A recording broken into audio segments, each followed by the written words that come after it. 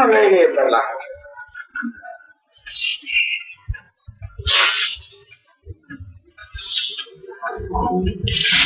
આપણે છે કે આ પ્રશ્નો કેટલાક પ્રશ્નો સાંજ માટે રાખીએ જે સીધા વર્ગ શિક્ષણ સાથે સંબંધ ન ધરાવતા હોય તે હું સાંજે જવાબ આપીશ.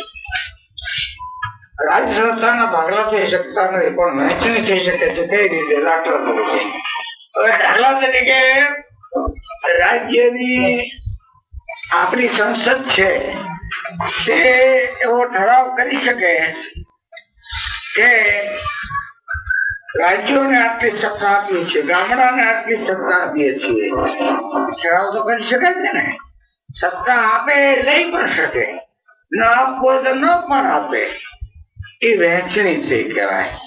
પણ એ વહેંચણી કરવી ન કરવી, કેટલી કરવી, એ જે મુખ્ય સત્તા હોય છે રાજ્યની એના હાથમાં રહેલી છે. રાજ્યસભાના ભાગલા થઈ શકતા નથી. બરાબર? સત્તાના ભાગલા નથી, સત્તા ડેલિગેટ થાય. અંગ્રેજી શું કહે છે? ડેલિગેશન. ડેલિગેશન એટલે તમને શું બનાવ્યું? આટલું આપું છું હું અને આપણા અધિકારો તમે ભોગવો. એ ડેલિગેટ કહેવાય. એટલે એ અર્થમાં થઈ શકે છે સ્થાનિક સ્વરાજમાં. અથવા આપણે ત્યાં રાજ્યો છે તો આપણા રાજ્યો હોય અને સત્તા કેન્દ્રનું પાર્લામેન્ટ છે એ આપે છે. યુરોપના દેશના લોકોમાં નાગરિકતા હતી અને આપણા દેશના લોકો નાગરિકતા નથી. તો આપણામાં એવું શું ખોટે છે કે આપણે સારા નાગરિક બની શક્યા નથી.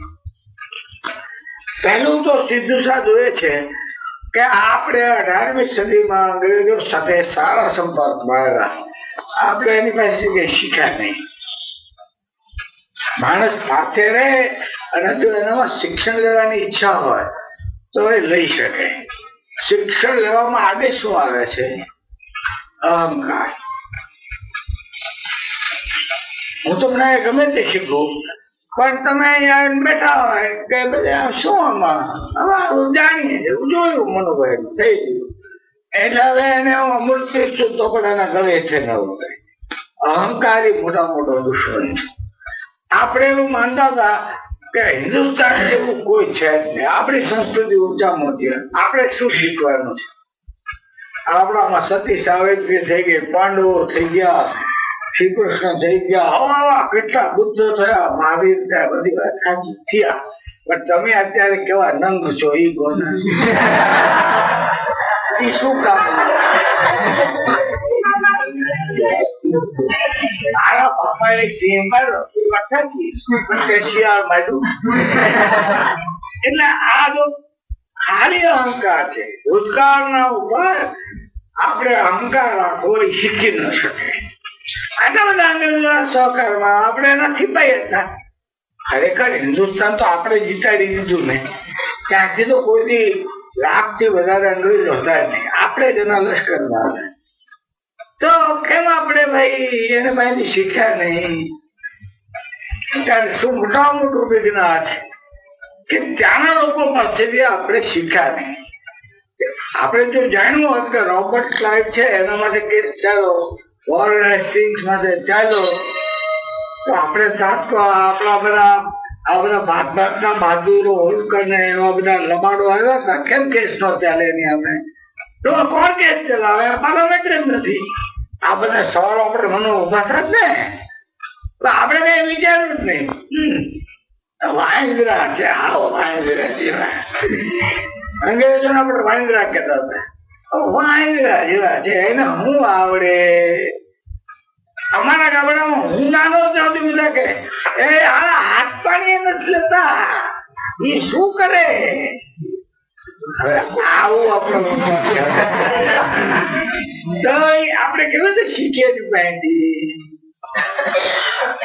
મુખ્ય વાત આ હતી. સોક્રેટિસની એક પત્નીનું નામ ધ્યાનથી કહેતું અને બીજાનો એના મિત્ર હતો. એને બીજી પત્ની એટલા માટે કરી કે એ વખતે પેલી મોટી લડાઈ ચાલી 47 વર્ષની.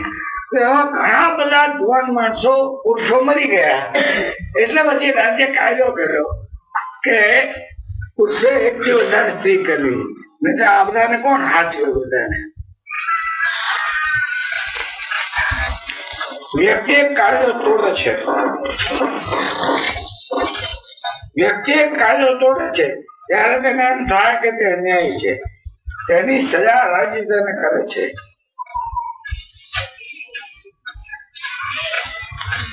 રાજસત્તાની અવિચારી રાજસત્તાની અવિચારી સજા તે કેમ ભોગવવી? રાજસત્તાનો વિરોધ તે રાજસત્તાના કાયદાનો વિરોધ નથી. આમાં એવું છે કે તમે આ ગાંધીજીએ અમને શીખ્યું કે તમે રાજ્ય સત્તાનો વિરોધ નથી કરતા, તમે રાજ્યના અમુક કાયદાનો વિરોધ કરો. દરેક રાજ્યમાં સારા પણ કાયદા હોય છે અને ખરાબ પણ હોય છે. ત્યારે ચૂંટાયેલી રાજસત્તાનો વિરોધ કરવો તે તો બિનલોકશાહી છે. વિરોધ કરવા માટે દર 5 વર્ષે તમને તક મળે છે, તમારે એને કાઢી મૂકવા, પણ ના પાડી. તમે બધા એ ભેગા થઈને કે બોને રાજસત્તા 5 વર્ષ માટે આપી, પછી તમે એમ કહો કે અમે તમારું માનતા નથી, જે તો ખોટું છે અને જૂઠાણાને ઉત્તેજન છે. વચન ભંગ કરો છો, આવું કઈ થઈ ન શકે. પણ એ રાજ્યનો કાયદો કોઈ ખરાબ હોય તો તમે એના માટે કહો કે હું તમારું માનતો નથી અને માનું છું, બે ચાલે છે. માનતો શું નથી કે તમારો કાયદો હું તોડીશ, માનું છું ક્યાં તમે સજા કરો, તમને સજા કરવાનો હક છે. અમે તમને જયારે સત્તા આપી 5 વર્ષ પહેલા ત્યારે આ બધું આપેલું છે, ભાઈ કરો સજા. પણ હું તમને કહેવા માંગુ છું કે આ કાયદો અન્યાયી છે અને હું એ પાળવા માંગતો નથી. માનો કે હજારો લોકો જાય તો રાજને ભાન થાય અને પછી કાયદો પાછો ખેંચાય. રાજ્યના ખરાબ કાયદાનો વિરોધ કરો અને રાજ્યનો વિરોધ કરો એ નોખી વસ્તુ છે. લોકશાહી પ્રથામાં જે રાજ્ય ચૂંટાયું હોય તેનો વિરોધ કરવો એ બરાબર નથી, એમ સોક્રેટિસ નું માનવું હતું અને આજે પણ ડાયા લોકોનું આ જ માનવું છે. બરાબર છે ભાઈ? સોક્રેટિસના જીવન વિશે તમે જે કઈ જાણો તે શેના આધારે નથી? આ પુસ્તકો હું લખી દઈશ, મેં પુસ્તકો વાંચીને જાણ્યું છે, બાકી મને પ્રાણાયામ થી તો ખબર પડી કેવી રીતે ખબર પડે નહીં. સોક્રેટિસના પોતાની એપોલોજી એની પોતાની એ પોતે બોલ્યો હતો. ક્રીડો એનો વાર્તાલાપ છે, ક્રીડો એનો વાર્તાલાપ છે. આવા વાર્તાલાપો એના શિષ્યોએ લખી રાખ્યા, જેમ રામકૃષ્ણના વાર્તાલાપો એના શિષ્યોએ લખી રાખ્યા છે. અત્યારે રામકૃષ્ણના વાર્તાલાપોની ચોપડીઓ આપણે વાંચી શકીએ છીએ, તે જ વખતે લખેલા હોય. હવે આવા જે લખેલા હોય એમાં કોઈ બીજા લેખો થોડો ફેર હોય તો આપણે જોઈએ કે આને એ જ વખતે હાજર હતો એને આવું લખ્યું, આને પછી આપણે જોઈ લઈએ જરા.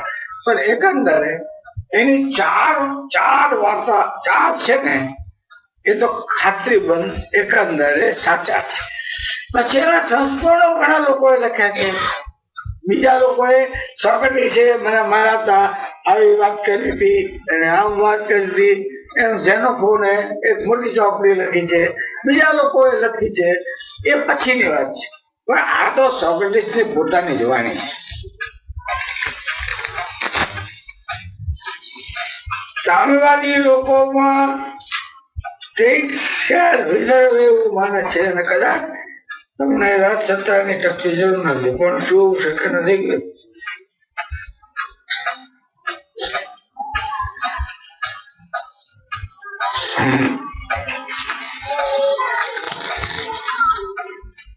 એ કહે છે કે ધીમે ધીમે લોકો એટલા બધા સમજુ ન થાય કે રાજસત્તાની જરૂર રહે જ નહીં. સવાલ છે કે હજારો વર્ષે કઈક થાય તો એની કઈ આપણે અત્યારે જરૂર નથી. હું કહું નથી, બીજો કે થાય આપણે શું છે, થાય છે કે જોવાય છે. અત્યારે શું છે, અત્યારે તો આપણે અપૂર્ણ છીએ, આપણામાં દુર્વૃત્તિઓ છે. એ છે ત્યાં સુધી દંડ વિધાન જોશે. કોઈ દાડો આવું થાય તો થોડા માણસોનું તાજે થાય. જાતે પોતે પોતાનું સમજીને ચાલતા હોય, કાયદો પાડતા હોય. થોડા લોકો હોય પણ ખરા, આ બધા જ લોકો સમજી જાય અને કોઈ ખોટું બોલે નહીં, કોઈ ખોટું કહે નહીં, કોઈ ખોટું સાંભળે નહીં. ઓહો, એવું થઈ જાય તે દાડે રાજની સત્તા ઓછી થઈ જશે તો સત્તા ન પડે મને ખબર નથી. પણ એની સાથે રાજનીતિ શાસ્ત્ર ને સંબંધ નથી. રાજનીતિ શાસ્ત્ર તો માને છે કે મનુષ્ય સ્વભાવ એની આટલી દુર્બળતા છે અને એ જોઈને આપણે બધું ગોઠવવું જોઈએ.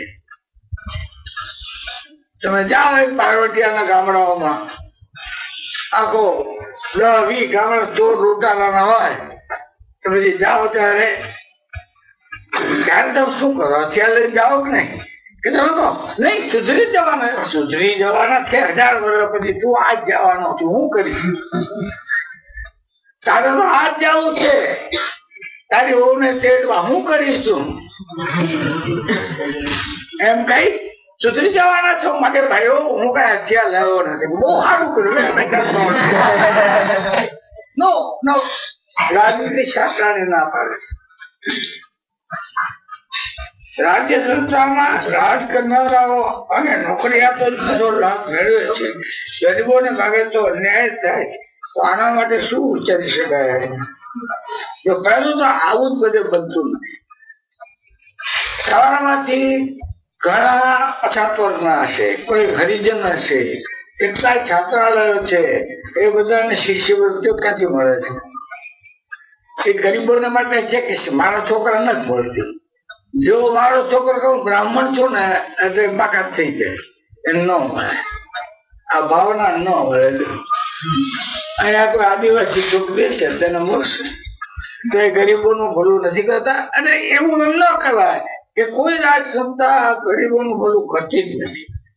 નહીં, જેટલા ગરીબો વધારે સંગઠિત થાય અને જો લોકશાહી હોય તો એનું ઉપજે.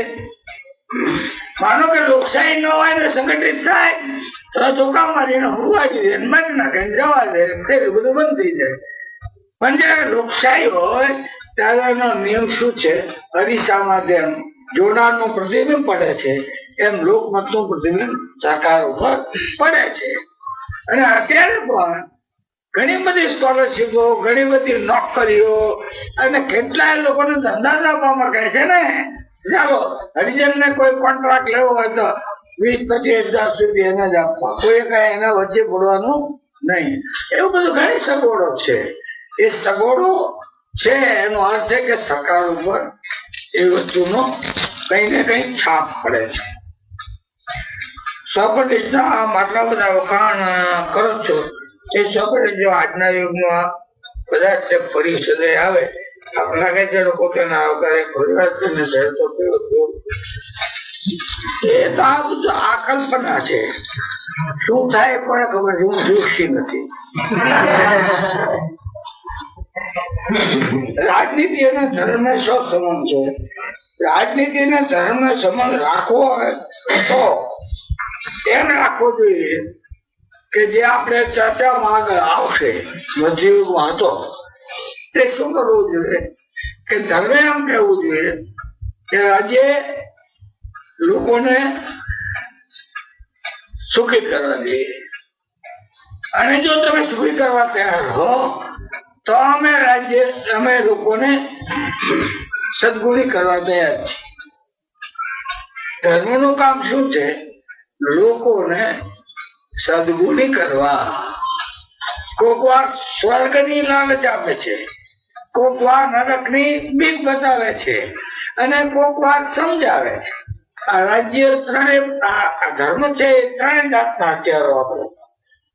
ગીતા સમજાવે છે અને કેટલાક બધા બીક બતાવે છે. નરકમાં મળી સારા નરકમાં મળી કીડા પડે ભરી જઈશ ભરી આવા ખરાબ કામ કરે સીધો હાલ તો ગમે સીધો હાલે. કોઈ એમ કે ભાઈ તને સ્વર્ગમાં આવું મળશે આવું મળશે આવું મળશે તને બદલો મળશે તું સારું કામ કર ને ભાઈ. આવું ધર્મ કામ કરે છે થોડોક સફળ પણ થાય છે. પણ ધર્મ રાજ્ય નો સંબંધ તો ત્યારે જ થાય કે ધર્મ કહે છે હું સદગુણી કરવા તૈયાર છું, હું લોકોને સ્વીકારવા તૈયાર છું. રાજ્ય બાંહેધરી આપવી જોઈએ ને એટલે એનો સંબંધ ગોઠવાવો જોઈએ.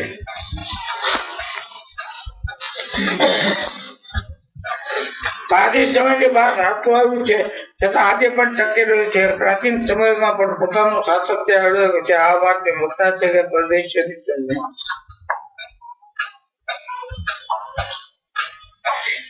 અમી દ્રષ્ટિ રહેલી છે. તમારું મંતવ્ય આપો. આમાં હવે તમારે કરતા ચિઠ્ઠીમાં તમારું નામ લખવું. નામ વગરની ચિઠ્ઠીઓ ન હોવી જોઈએ.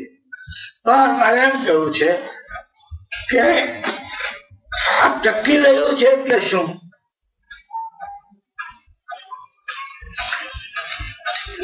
એમ માનો કે સિંહ 10 વર્ષ ટકે અને વાંદો 500 વર્ષ ટકે કયું સારું? ટકી જવું એ કઈ બહુ આવશ્યક વસ્તુ નથી. વાંદો ટકે છે ઘણા વખતથી. એ આપણે ટકી રહ્યા, ગુલામ રહ્યા, ભાઈ બાપા કર્યા. અને ધર્મ નો અર્થ શું માનો? આપણે અંગ્રેજોનું પાણી નથી પીધું, પાણી નથી પીધું પણ પગ ચાપ્યા છે. એટલે કઈ જાતનો તારો ધર્મ? કઈ જાતની તારી સંસ્કારિતા? કઈ જાતની તારી સમજણ? એટલે હિન્દુસ્તાન ટકી રહ્યું છે એટલે કયું હિન્દુસ્તાન? જેના તમે વખાણ કરો તે હિન્દુસ્તાન નહીં. એ તો ઘણા વખતથી ખલાસ થઈ ગયું. જે હિન્દુસ્તાન અત્યારે ટકી રહ્યું છે એ તો એના ઉપર ગુલામી બેસાડનારાઓથી જે ન થઈ શકે એમ હતું અને રહી ગયું તે રહી ગયું. મંદિરો તોડ્યા છતાં મંદિરો રહી ગયા. એટલે એ લોકોએ જે જાદુ ન કરી શક્યા અને રહી ગયું તે રહી ગયું. બાકી આપણી બધી દંફાસ છે ને એ સારી નથી અને આપણને નુકસાન કરનારી છે. અત્યારે શંકરાચાર્ય એમ કે સતી થવાનું બરાબર યોગ્ય છે તો એ ધર્મ માટે સારી વસ્તુ છે. તો શંકરાચાર્ય કે તમે સતી થઈ જાઓ ને તમે કોણ જીવો છો? તમે ચડી જાઓ સીધા ઉપર આવી જાઓ. બધી નકામી વાત છે, બુદ્ધિગમ્ય નથી. ઈશ્વરે આપણને ઉપરો માલ આપ્યો છે તે વાપરવા માટે આપ્યો છે, આપણે ભાડે આપવા માટે નથી. આપણે વિચાર કરીએ કે ભાઈ સૌ વિચારને આટલી જ આવી છે. આત્મના પ્રતિકૂલાની પરેશાન ન સમાચારે. આપણને જે પ્રતિકૂળ પડતું હોય એવું બીજા માથે ન નાખવું, કે બીજાના માથે નાખવું નહીં. તું તો કેમ નથી કરતો? ત્યારે આવી બધી આપણા ધર્મની બધી ડંફાસો છે ને એ રોંગરે મારા જ લગાવતા જે લગાવતા હોય એ સારી વસ્તુ નથી. ધર્મના નાયકોને મળે ત્યારે તો કહું છું કે તમે આપણા દોષો તો બતાવો અને લોકોને દોષો દૂર કરવાનું કહો, કરાવો. તો આપણે આવી બીજા બધા દેશોમાં એટલી બધી લોકોમાં જાગૃતિ છે, સમાનતા છે, ઉચ્ચ નીચે ભેદભાવ કઈ નથી અને એ સંગઠિત થઈને જીતી શકે છે.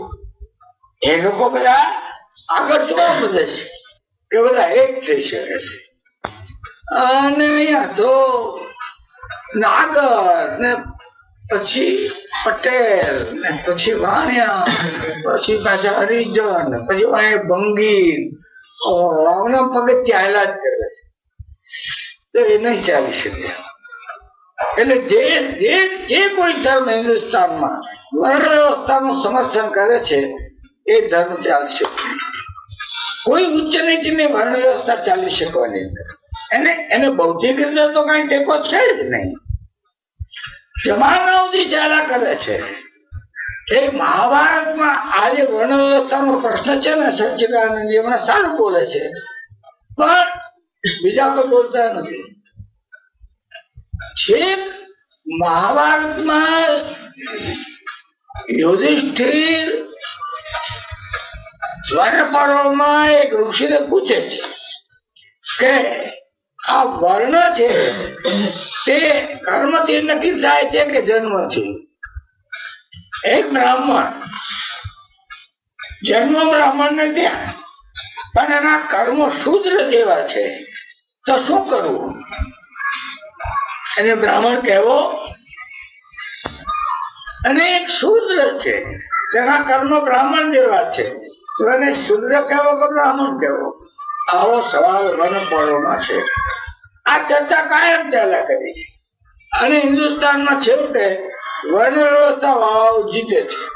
અને વર્ણ વ્યવસ્થાનો એને વિરોધ કરે છે બુદ્ધ ઇત્યાદિ, તે લોકોને દબાવી દેવામાં આવે છે.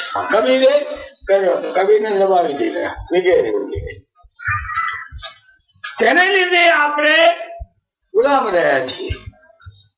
પછી દાખલો ના પૂછ્યું, પણ જવાબ ઋષિ શું આપ્યો છે કે યુધિષ્ઠિર લાકડાનો હાથી તે હાથી નથી, એના ઉપર સવારી થઈ શકતી નથી, તેને હાથી કહેવાય નહીં. એમ જે બ્રાહ્મણ શુદ્ર નો કર્મ કરતો હોય એને બ્રાહ્મણ કહેવાય નહીં, અને શુદ્ર જો બ્રાહ્મણ નું કર્મ કરતો હોય તેને બ્રાહ્મણ જેવો ગણવો જોઈએ. હવે આ જવાબ તો મહાભારતમાં કોણ જાણે 1000 વર્ષ પહેલા, આજથી 4000 વર્ષ પહેલા આપ્યો હશે. હજી પણ અમારા મામલતદાર નો પટાવાળો હોય, કોઈ બિચારો કુંભાર, હા તું તો કુંભાર જ રહ્યો, ગધેડા આજે ગધેડા જેવી બુદ્ધિ થઈ ગઈ છે. બધા મામલતદારો પટાવાળા ને ટકરાવે ને હંમેશા. હવે એક દારો બરાબર બેરીઓ કે મૂરખ કે આંબોલજી એમ કે એમાં એક મામલતદાર ને રાત્રે ક્યાં ગામડામાં મુકામ છે, ચોર આવ્યા અને છોકવા માંડ્યા, બાંધ્યો માર્યો, રૂપિયા પડાવ્યો, બૂમ મારે પટાવાળા નામનું, એ બોગા એ બોગા એ બોગા. હું તો જાગ્યો, પણ આપણે હું કામ જવું કઈ કારણ કરું, આપણે તો નથી બાંધી એકતા, મારે તો હારું આ જેનો તમે નીચલો વર્ણ કહો છો એનું આ વલણ થાય છે. તમે પણ ઘણા નીચલા વર્ણ, તમે કે બ્રાહ્મણ નથી, આમાં મોટેભાગ બ્રાહ્મણો છે. અમે તો કહીએ છીએ ગામડાના જેટલા વર્ણના ખેડૂત ના મજૂર ના આવે સારું, એના માટે તો 50 વર્ષથી મહેનત કરીએ છીએ. અમે બ્રાહ્મણ ને 2% નહીં બનાવ્યા હોય. શું કામ?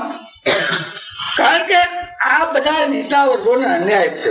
અન્યાય તો છે એ છે, પણ હિન્દુસ્તાન એકતા થતી નથી. હવારે ઓલા બોગાનું ઉઠાડી કે અલ્યા પણ મને આટલો મારો રૂપિયા લઈ ગયા, મેં રાયડું પાડી, કેમ તું સાહેબ હું તો બેરો છું, તમે આખો દી મને બેરીઓ કહેશો, ક્યાંથી મેં સાંભળ્યું હોય? એટલે આ બધું આ બધા ધર્મના નાયકો છે ને એને જરા ચૂંટિયા ભરવા જેવા. સાહેબ હરખું બોલો, તમે સરખું બોલો, તમે ભગવા પહેર્યા છે માટે અમે માની લઈશું એવું નથી. એમ આપણે વર્ણ વ્યવસ્થા તો સ્વાગત નથી. અને ઊંચ નીચની તો વાત કરો જ માં. જેના કર્મ સારા એ સારો, અને જેના કર્મ નબળા તે નબળા. અમે ઉમાશંકર નું ભણાવીએ છીએ કર્ણ કૃષ્ણ, તો શું આવે છે? સ્વયં વડે જીવન સુંદરી ના જોવા એના જન્મ પરંતુ બહુ એમ કર્ણ કહે છે. સ્વયં વડે જીવન સુંદરી ના જીવન રૂપી સ્ત્રીને પસંદગી કરવામાં જોવા એના જન્મ, ક્યાં જન્મો છે જોવાય નહીં, પરંતુ પૌરુષ પણ માણસમાં કેટલીક કહેવત છે એ જોઈએ. ચાલો, આ તમારા પ્રશ્ન પતી ગયા.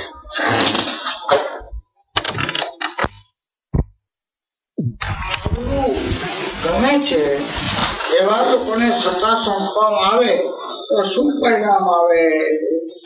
શા માટે નથી સોંપાતી? પ્લેટોના વિચારમાં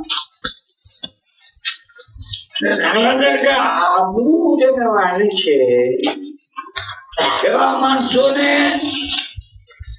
આબરૂ માટે સત્યનો ભોગ આપવામાં વાંધો ન આવે. જે સત્યની શોધમાં નીકળેલો માણસ છે તે તો સત્ય સિવાય બીજી કોઈ ચીજને પસંદ કરતો નથી. આબરૂની શોધમાં નીકળેલો માણસ આબરૂને પસંદ કરે છે. એને સત્યને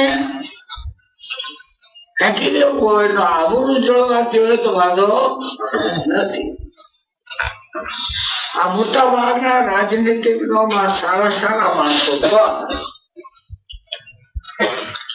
દેશની આબરૂ બચાવવા માટે ખોટું બોલતા હોય છે અને એમ માને છે ખોટું બોલાય. કારણ કે જો સાચું બોલશું તો આ દેશની બધી પોલ બહાર પડી જશે અને તો અમારી આબરૂ શું રહેશે? એટલે ઇનકાર જ કરે. આવું કઈ બન્યું જ નથી, આવું કઈ છે નહીં. એનો હેતુ સારો એટલે આબરૂ નો હોય છે. પોતાને કઈ કમાઈ જવું છે એવું નથી હોતું. પણ હિન્દુસ્તાનમાં આટલા બધા બોફસના પ્રકરણો થયા એ સ્વીકારીએ તો હિન્દુસ્તાનનું આબરૂ શું રહે? હિન્દુસ્તાનમાં આટલું બધું ખરાબ થઈ ગયું એ સ્વીકારીએ તો આપણે આબરૂ શું રહે બહારની દુનિયામાં? એટલે ખોટું બોલે. એટલે આબરૂ વાળાઓ ને સત્તા સોંપવામાં પ્લેટોની મંજૂરી નથી. કારણ કે ખોટું બોલે ને ખોટું કરે. એના કરતા પ્લેટોને આ તત્વજ્ઞાનીઓને રાજ્ય સત્તા સોંપી અને બીજું કઈ ન સોંપવું, બીજા કોઈને ન સોંપવું. એની પાછળનું કારણ એ લોકોને સત્યનું દર્શન છે. ભારતમાં જે પ્રકારે ચાલે છે તેમાં બધા કેવા કેવા ચર્ચા કરે છે. આ તમને ખબર, મને રોજ રાત્રે પૂછવા આજે સવાલ છે ચાલુ રાજકારણના અથવા એવા કે રાત્રે પૂછવા, એટલે રાત્રે હું જવાબ આપીશ. આ વર્ગ સાથે એને આપણે સંબંધ હમણાં ન જોડીએ.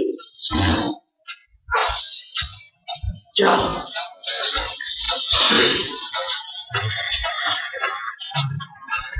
એટલે મેં શું કહ્યું? તત્વજ્ઞાનીઓને સત્તા સોંપી અને નહીં સોંપો ત્યાં સુધી આ જગતનું પાટે ચડવાનું નથી. તેને જે ચોપડી લખી રિપબ્લિક છેલ્લે શું કે છે? એટલે મિત્ર હું તમને કહું છું કે કાં તો રાજાઓ તત્વજ્ઞાની થાય અથવા તત્વજ્ઞાની રાજાઓ થાય તો જ આ દુનિયાના સવાલો પતશે. ત્યાં સુધી આ નહીં થાય ત્યાં સુધી દુનિયાના સવાલો પતવાના નથી. આ છેલ્લો પકડો આ પ્રકારનો. ત્યારે એમ શું કામ કરે છે? એ માનો કે તમે કેમિસ્ટની દુકાનમાં છો, રસાયણોની દુકાનમાં.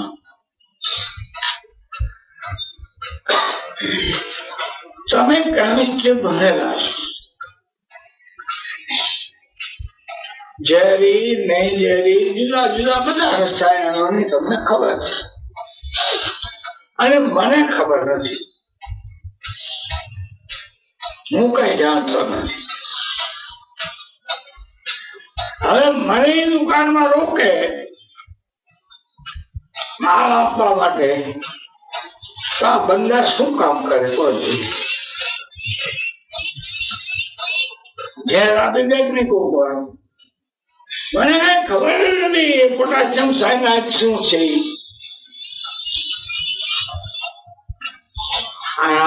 સેંકડો રસાયણોમાં આપણને કઈ ભેદ ની ખબર નથી.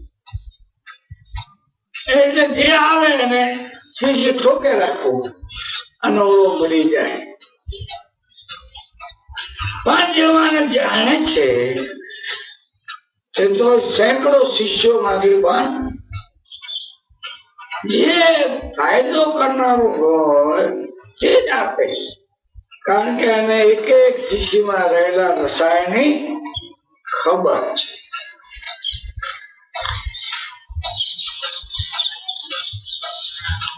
આ વાત આપણે બરાબર પેલા મગજમાં બેસાડીએ, આ દાખલો.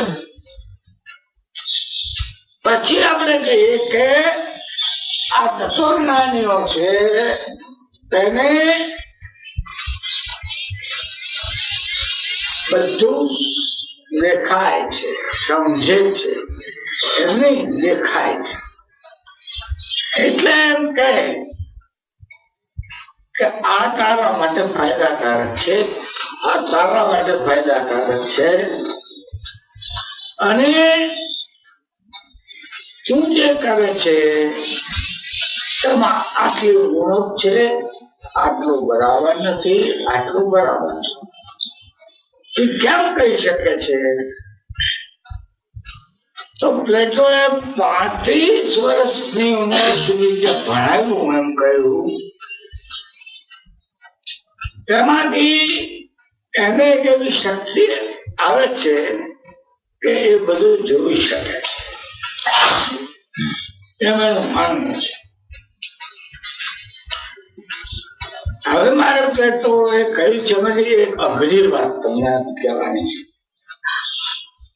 એ જરા અઘરી છે. એને થિયરી ઓફ ફોર્મ્સ કહ્યું છે. આજે પ્લેટો વિશેના લખાણો છે તેમાં થિયરી ઓફ ફોર્મ્સ કહે છે. પ્લેટો એવું સમજાવે છે આપણને કે આ જગતમાં જેટલા પદાર્થો છે, જે વિચારો છે, આકારો છે, તે બધાના ઉત્તમ નમૂનાઓ એ ક્યાંક સ્વર્ગમાં પડેલા છે. ઉત્તમ નમૂનાઓ, સંપૂર્ણ નમૂનાઓ.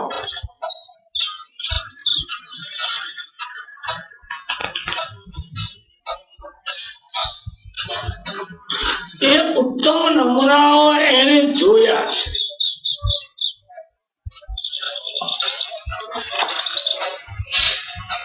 એટલે જયારે એને નિર્ણય લેવાનો આવે ત્યારે એમ કે ઉત્તમ નમૂનાઓ છે ને એની સાથે આ દુનિયા ઉપરનો આ નમૂનો મળતો થાય છે કે નથી મળતો થતો.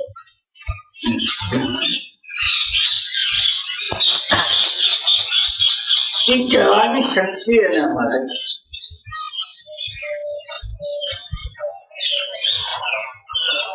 આમ કઈ આપણને બહુ ગળે ઉતરે એવી વાત નથી.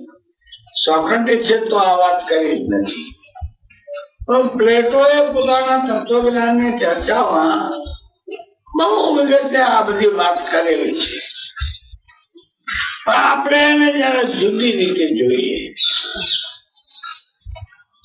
એ વસ્તુનો અર્થ સમજવો જોઈએ.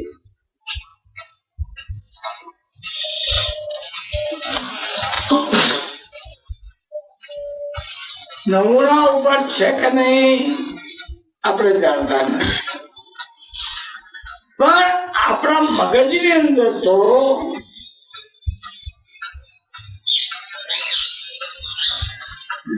ઉત્તમ વસ્તુના એક ખ્યાલો આકારો હોય છે.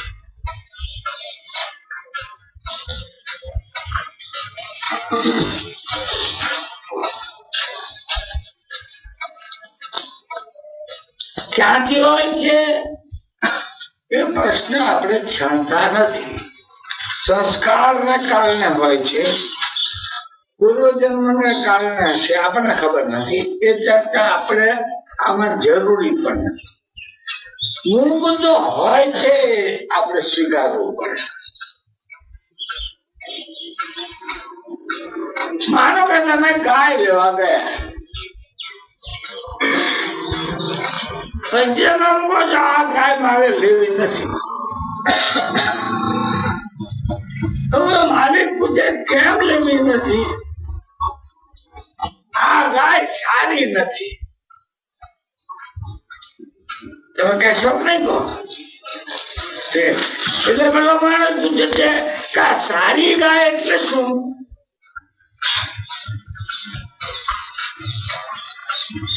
સારી ગાય તમે કરશો નથી તો સારી એટલે શું?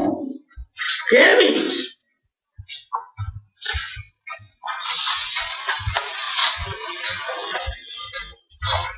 એટલે એનો સાદો અર્થ એ થયો, તમારા ચિત્રની અંદર સારી ગાયનું એક ચિત્ર છે. એ ચિત્રની સાથે આ ગાય બંધ બેસતી નથી. બરાબર કે નહીં? મારા ચિત્રની અંદર સારી ગાય છે એ તો લાલ રંગની હોય, આ ગાય છે કાબરી છે. મારા ચિત્રની અંદર સારી ગાય છે, એના કાન મજાના આંબાના પાન જેવા વળેલા હોય એવી છે. મારા સારી ગાયના ચિત્રની અંદર એ ગાય વેદ શેપ હોય.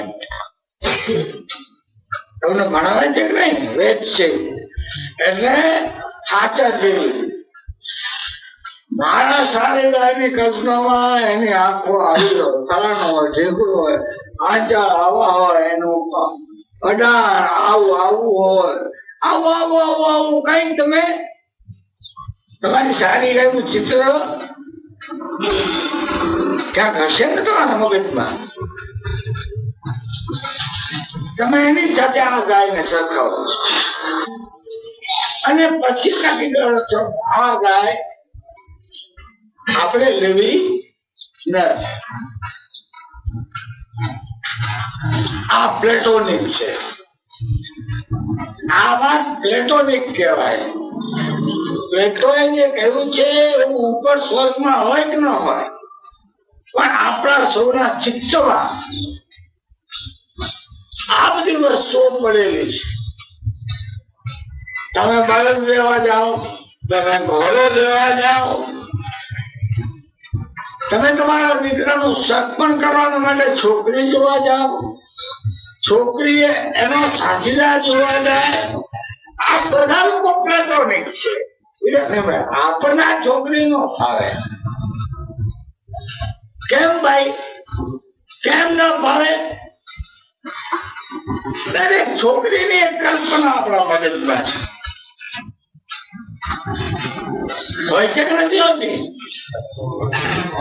નહીં હોય તો તમે કેવી રીતે પસંદ કરશો? જે હાથમાં એમ કરશો. આંધળા પાટાની રમત રમવાના નહીં. તમે કહેશો નહીં મારી આ કલ્પનાની છોકરી છે ને એ ઠીંગણી તો હોય જ નહીં, બિલકુલ નહીં ચાલે. પેલી છોકરી અત્યારે સરખાવશો, કલ્પના મારશે. એ પદ્મિની હોય કે હસ્તીની હોય, જે હોય તેની સાથે આપણે તમારા મનમાં છે રંગ કેવો હોય, આંખો કેવી હોય, હાસ્ય કેવું હોય, ચાલ કેવી હોય, બોલવામાં ગાળાનો અવાજ કેવો, આવું ભાત ભાતમાં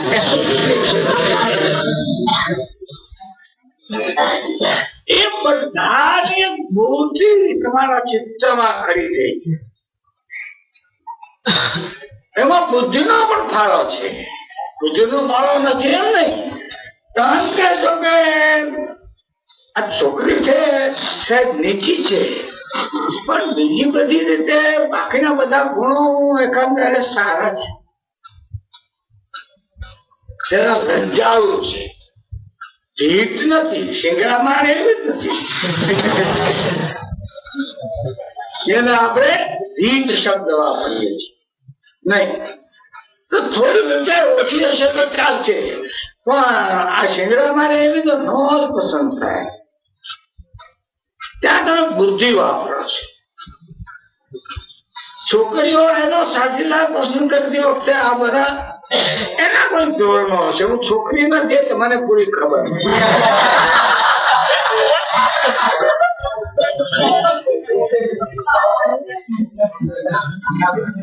પણ હશે તો ખરા એમ આપણે માનવું જોઈએ. કારણ કે જયારે તમે પસંદ કરવા જાઓ છો કોઈ પણ ચીજ, અને તમે પેંડા પસંદ કરવા જાઓ તો પણ ચાખીને કહેશો કે આ પેંડા ન ચાલે. કેમ ના ચાલે ભાઈ? મારા આદર્શ પેંડા સાથે બંધ બેસતો નથી. મારા આદર્શ પેંડામાં આટલી ખાંડો કઈ તમે કરશો ને, પછી ચાલતા પેંડામાં તમે 24 ચાપ તો કેમ ફગાવી દો છો? અને એક કારણ કે તે આદર્શ પેંડા તમારા મગજમાં છે. આ ગૃહિણીઓ ગોળ પસંદ કરવા જાય, રહેવા માટેનું ઘર ભાડે લેવું છે કે વેચાતું લેવું છે જાય તો બધા જોવે આ ઘર બરાબર નહીં, આમાં આપણે નથી રહેવું. કેમ નથી રહેવું? પણ ઉપર છાપનું તો છે, પણ શું વાંધો છે? એના આદર્શ ઘરની અંદર કલ્પના છે. આવું દિવાનખાનું, આ જગ્યાએ આ દિશામાં રસોડું, આવો બાથરૂમ, આવો બેડરૂમ, આવું ફલાણું, આવું ઢીકણું, એમાં આવી ખીલીઓ મારેલી હોય, ભાત ભાતનું અંદર હોય. એટલે કે એક આદર્શ ઘર તે તમારા મગજમાં છે. એ આદર્શ ઘરની સાથે તમે ભાડે લેવા જાઓ ત્યારે આદર્શ ઘરનો હારે લેતા જાઓ છો અને પછી કમ્પેર કરો છો. આ ઘર લેવા જેવું ખરું, આ ઘર લેવા જેવું ખરું, આ ઘર લેવા જેવું ખરું. પ્લેટોએ કહ્યું છે ઉપર આવું હોય કે ન હોય એની સાથે આપણે કઈ સંબંધ નથી. સંભવ છે કે ના હોય, પણ એની મૂળ વાત છે એ સમજવા જેવી છે. ઇવન આ ખુરશી લેવા જાઓ ને ચાલો ભાઈ, તો તમે ખુરશી કેવી રીતે પસંદ કરો છો? તમારા મગજમાં એક આદર્શ ખુરશી છે. કાલે મને માધવી કહેતી હતી કે આ ખુરશી તમને નહીં, હું બીજી ખુરશી લઈ આવું. શું કામ? તો કે તમારા પગ લટકે છે, જમીનને અડતા નથી. એટલે એના મનમાં આદર્શ ખુરશીની કલ્પના છે. આદર્શ ખુરશી કઈ કે પગ જરા જમીને અડવા જોઈએ. ઓ ભાઈ આરામથી બેસી શકાય. એટલે માધવી પ્લેટોનિક છે. આપણે બધા પ્લેટોનિક છીએ આ બાબતમાં.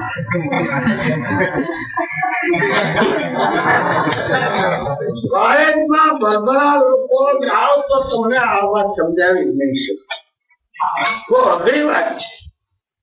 થિયરી ઓફ ફોર્મ છે ને બહુ અઘરી છે.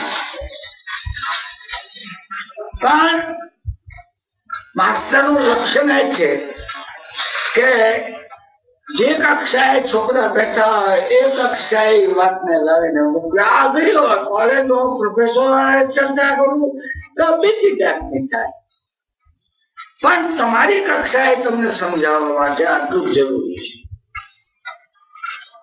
આ તો ઠીક છે ઘણા લોકો પ્લેટોની મસ્કરી કરે, ત્યાં ભગવાને નાટ્ય રાખ્યા છે નહીં, આદર્શ નાટ્યો ત્યાં રાખ્યો છે નહીં, એ દુઃખ ખરો લાગે છે. નાટ્યો હતો જ નહીં પ્લેટોના જમાનામાં. હવે અમારે નાટ્ય જોઈએ છીએ એટલે ભગવાન નવા નવા નાટ્ય પાછા બનાવતો છે. એમ તો સાવ મૂર્ખ માણસ છે. આવું હોય કારણ કે ઘણી ચીજો નવી બને છે. એ મુદ્દો જ નથી. મુદ્દો એ છે કે આદર્શ નાટ્યની એ કલ્પના આપણા મનમાં હોય છે. બજારમાં બહેનો જાય કાચકી લેવા તો 25 કાચકી ફરાવી દે. આ નો ચાલે, આ નો ચાલે, આ નો ચાલે. એ બરાબર નથી, બેસતી નથી, વાગે છે, મારા માથામાં વાગે છે, અણી વાળી છે, સ્મૂથ નથી. આવા કેટલાય ધોરણો છે એ કાચકી. એટલે જ લોકો એમ કહે છે કે પ્લેટોએ આ બધી કહ્યું બરાબર નથી એમ નહીં. એ બિલકુલ સાચું છે. એ બિલકુલ સાચું છે. જોડાને એમ લેવા જાવ તો જોતા નથી જોડા. આ જોડા નો ચાલે. કેમ? બરાબર નહીં. એ ખાડા નો હાલે નો બસ. શું કામ ના ચાલે? વધારે પડતી આમ અણી કાઢી નાખી છે. મારે જરા ગોળ આમ જોઈએ આગળના ભાગમાં. મારા 5 આંગળા બરાબર ગોઠવાવા જ જોઈએ. તમે આગળ અણી સાંકળી હોય તો મારા આંગળા દબાય. કઈ જાતના ધૂળ નો? મને લાલ રંગ ન ફાવે, મને કાળો રંગ ન ફાવે, મને આવું ન ફાવે, તેવું ન ફાવે. આ બધું નક્કી તમે સાહેબોએ કર્યું કેવી રીતે? કઈ રીતે નક્કી કર્યું કે મને કાનમાં અવાજ જોઈએ? કેમ ભાઈ? આવડા મોટા મોટા નહીં, મોટા નહીં, નાના નહીં, ચમકતા નહીં, ફલાણું નહીં, લાલ રંગ કરો નહીં.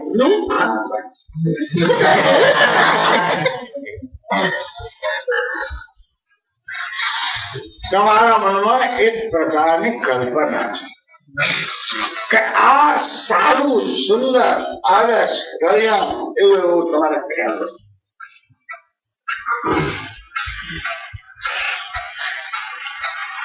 આ ખ્યાલોને પ્લેટો ફોર્મ્સ કહે છે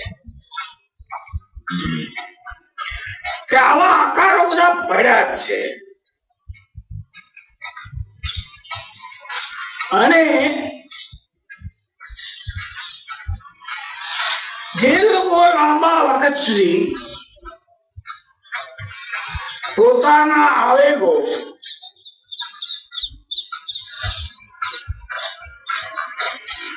ની અંદર જીવે છે તેને આ સમજ કરતી નથી. આવેગો પોતે અંધકાર છે. આવેગો પોતે અંધકાર છે. અને અંધકારમાં જે પસંદગી થાય છે એ બરાબર થતી નથી.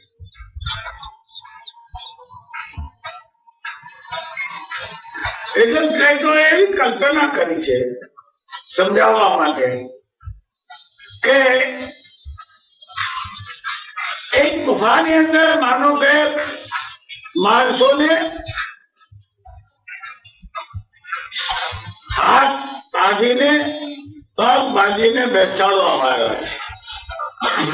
પછવાડે પણ જોઈ શકતા નથી. હવે પછવાડે એક બર્તન, એક મોટો તાપ કરેલો છે, બળે છે તાપનું. એ તાપણા નું સામે ભીત પર ભીત છે, પ્રકાશ પડે છે. ગુફાની બહાર માણસો ફર્યા કરે, બીજા જીવતા દેવ દેવતાઓ. એ પેલા ગુફાના મોઢા આગળથી પસાર થાય છે. એ પસાર થાય છે એટલે એનો પડછાયો તમને સામે દેખાય છે. તો મેજિક લેન્ટર્ન જોયું હોય તમે એવું જ હોય છે ને. મેજિક લેન્ટર્ન માં દીવો બરો પડદો અને બધા એવી રીતે દેખાતું હોય છે. હવે એ લોકો આમ પછવાડે જોતા જ નથી કઈ, એને ખબર નથી કે આ પછવાડે કઈ છે, એની આ છાયા છે. એ છાયાને સાચી માની રહે છે. એવું પછવાડે ફરે તો કદાચ ખબર પડે, પણ એને એવી રીતે જકડીને બેઠેલા છે બધી શ્રદ્ધા. એટલે જે પેલું દેખાય છે ને સાચું માની લે છે. વસ્તુ તો એ છાપતું નથી, એ શું છે? છાયા છે. માનો કે એના બંધનો કોઈ કાપી નાખ્યા અને ગુફાની બહાર નીકળે તો એને સાચા દેવ દેવતાઓ દેખાય, તો એને સાચા દેવ દેવતાઓ દેખાય. અને એ દેવ દેવતાઓ જોયા પછી ભલે ગુફામાં આવે તો પણ એને છાયામાં એટલો રસ ન રહે જેવું પેલાને મળિયાળો છે માટે. મળિયાળો છે માટે પછી એમ કહે છે ભાઈ આ તો પડછાયો છે, સાચો તો બહાર છે. જે તત્વજ્ઞાની ઉપર પહોંચી ગયો અને બધે જોઈ આવ્યો, બધા જોઈ આવ્યો, તેને આ દુનિયાના બધા પદાર્થો છાયા જેવા લાગશે. એટલે એમાં ભોગવા નહીં પડે. એટલે એના ભોગમાં પડશે નહીં. પણ પેલા જે બહાર જે સાચા નમૂનાઓ છે તેના જેવું વધારે સારું આ પૃથ્વી ઉપર કેમ થઈ જાય એને માટે કોશિશ કરશે. આત્મા પાછલા ક્રિશ્ચિયન ધર્મે પૃથ્વી ઉપર સ્વર્ગ ઉતારવાની વાત કરી, એ પ્લેટોનિક છે. એ પ્લેટોનિક છે.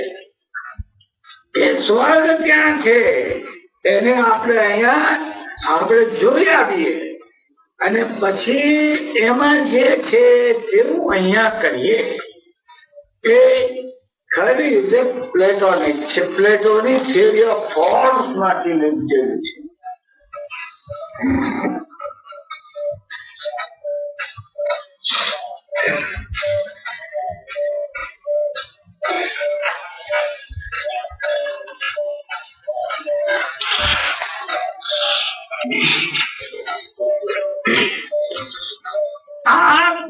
Allegory of caves એટલે ગુફાની ઉપમા એ પ્લેટોની પ્રસિદ્ધ ઉપમા છે. અને તમે ક્યાંક લગાવો ને બહારજીને પ્લેટોની આ ઉપમા તો બધા ખરું ભણ્યા લાગે છે. મારા બરાબર ભણીને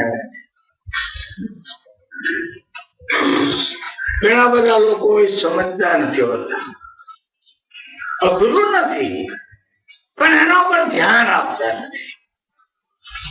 તમે બરાબર સમજો તો તમે સમજાય કે શું છે. અને પુરુષ તો ગુફાની બહાર આવે ફરે છે. પુરુષ ગુફામાં નથી. તમે જે જોઈ રહ્યા છો એ તો બહાર જીવતા દેવ દેવતાઓ પુરુષો ફરે છે તેના પડછાયામાં. તો પ્લેટોએ જયારે તત્વજ્ઞાનીઓને અધિકારો હતા ત્યારે બે મુદ્દાઓ પર. એક, એને પુરુષ અને પડછાયો શું છે એની ખબર છે, એટલે એને આજે ભૂલ ન થાય.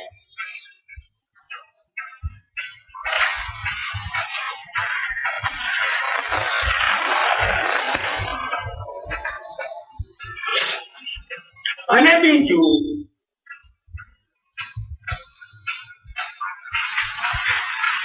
એ માણસને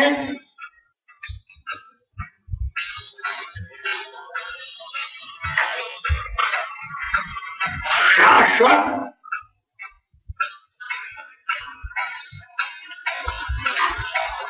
અખૂટ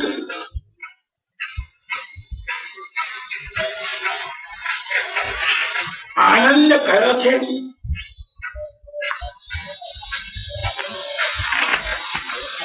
અને અશાશ્વત અને ખૂટી જાય એવો આનંદ કયો છે? તેની તેને ખબર છે.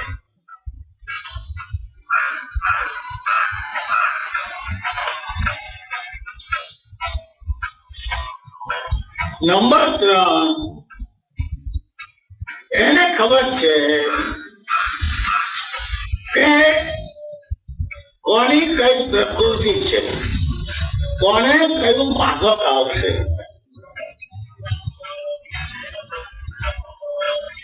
વૈદો કહે છે કે એકની એક દવા એકને સાજો કરે, બીજાને ન કરે.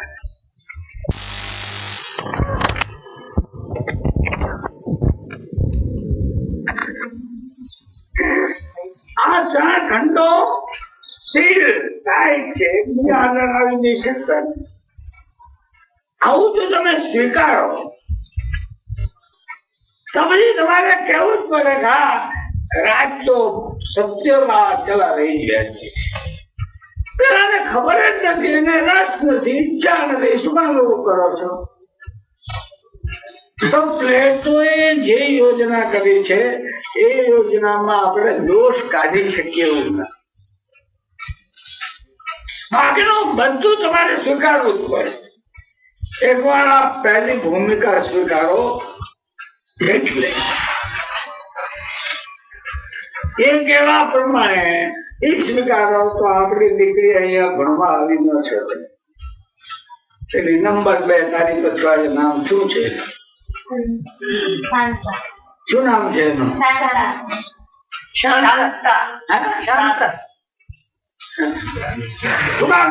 આપણે એને કહીશું કે ઈ બેન અહીંયા ભણવાનું આવ્યું છે. શું કામ? એ તો ત્રીજા વર્ણની છે, એમાં કઈ આવી ન શકે. આ પેલી ન આવી શકે, આ ન આવી શકે. આમાં ઘણી છોકરીઓ આવી જ ન શકે, છોકરાઓમાં આવી ન શકે. કારણ કે પ્લેટોના કહેવા પ્રમાણે તમે ત્રીજા વર્ગમાં છો, તમારે બીજા વર્ગમાં બેસવાના માટેના બારણા બંધ છે. બંધ શું કામ છે? શક્ય નથી માટે. એને વાંધો કેમ નહીં? એ વાત જ ભાઈ, શું કામ તમે આ વાતો કરો છો? તમે કઈ ડુંગળીમાં કસ્તુરી લાવી શકો? ડુંગળી ડુંગળી જ છે, કસ્તુરી કસ્તુરી. તમે કેવી રીતે બની શકો?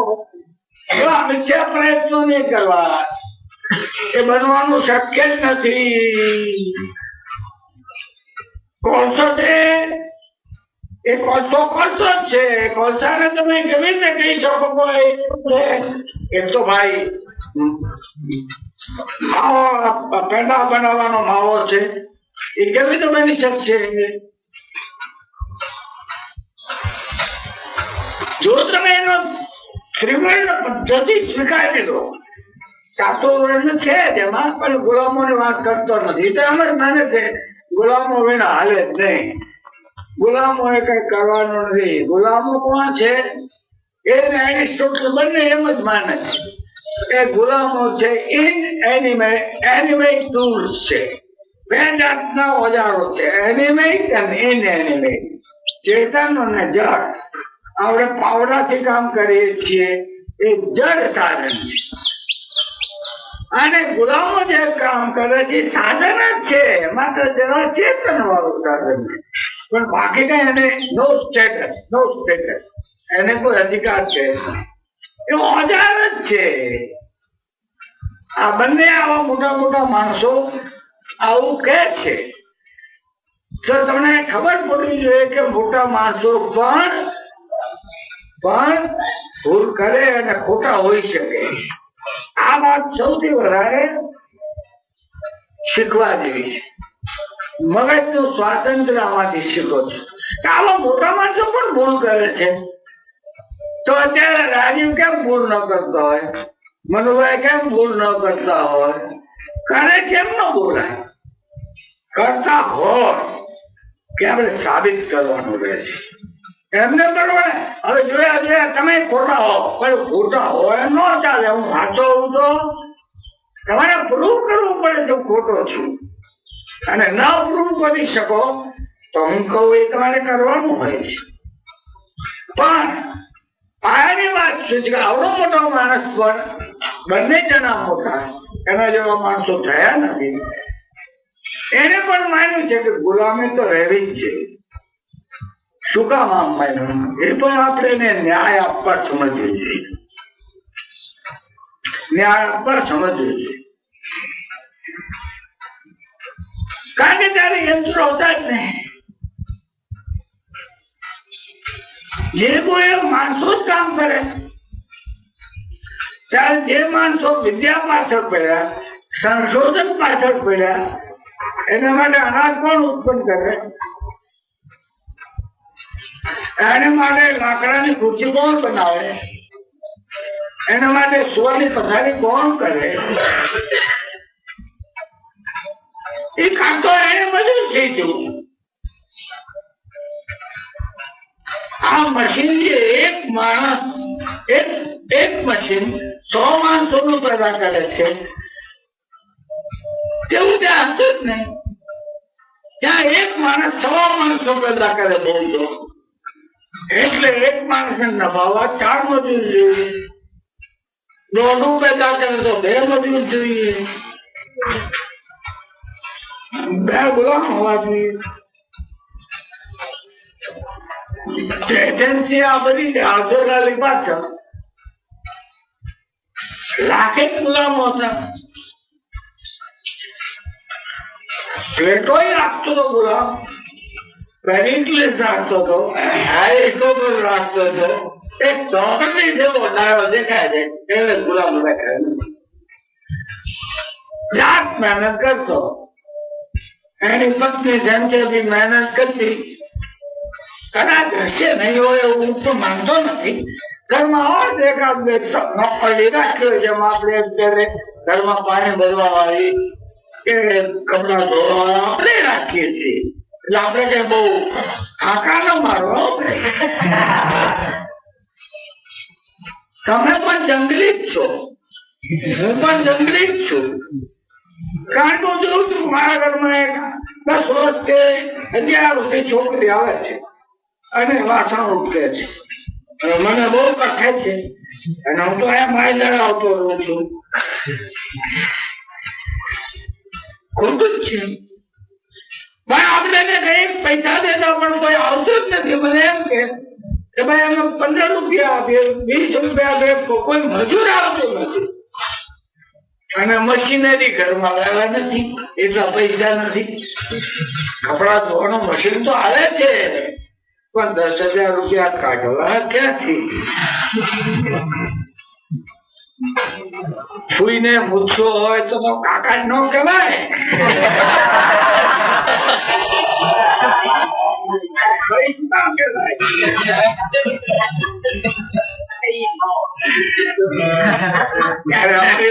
પૈસા નથી. ધોવાના મશીન છે, સૂકવવાના મશીન છે, વાળવાના મશીન છે, પણ આ બધું કરવા જાવ તો 1 લાખ રૂપિયા હોય ચાલે. હવે મારે પેલા કામ લેવું પડે છે. માણસો પાસેથી મારી છોકરી માંદી છે, મારી પત્ની માંદી છે.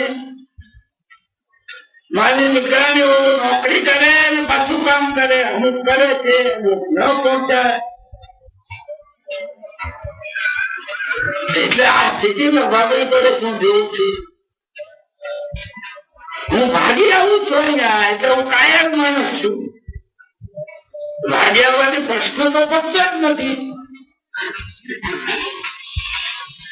એ છોકરી કામ કરે છે કારણ કે કોઈ મોટું કામ કરવા આવતું નથી. એટલે પછી આપણે છોકરીને રમાડીએ, બિચારીને હું આવ્યો, પૈસા એને આપ્યો, ખાવાનું આપીએ. કેમ છે બેબી? આપણી દીકરી જેવી જ આપણે આનંદ થાય અને જોઈએ તો પણ 10 વર્ષની છોકરી શા માટે ભણવા ન જાય? શા માટે એ છોકરી આગળ ન વધે?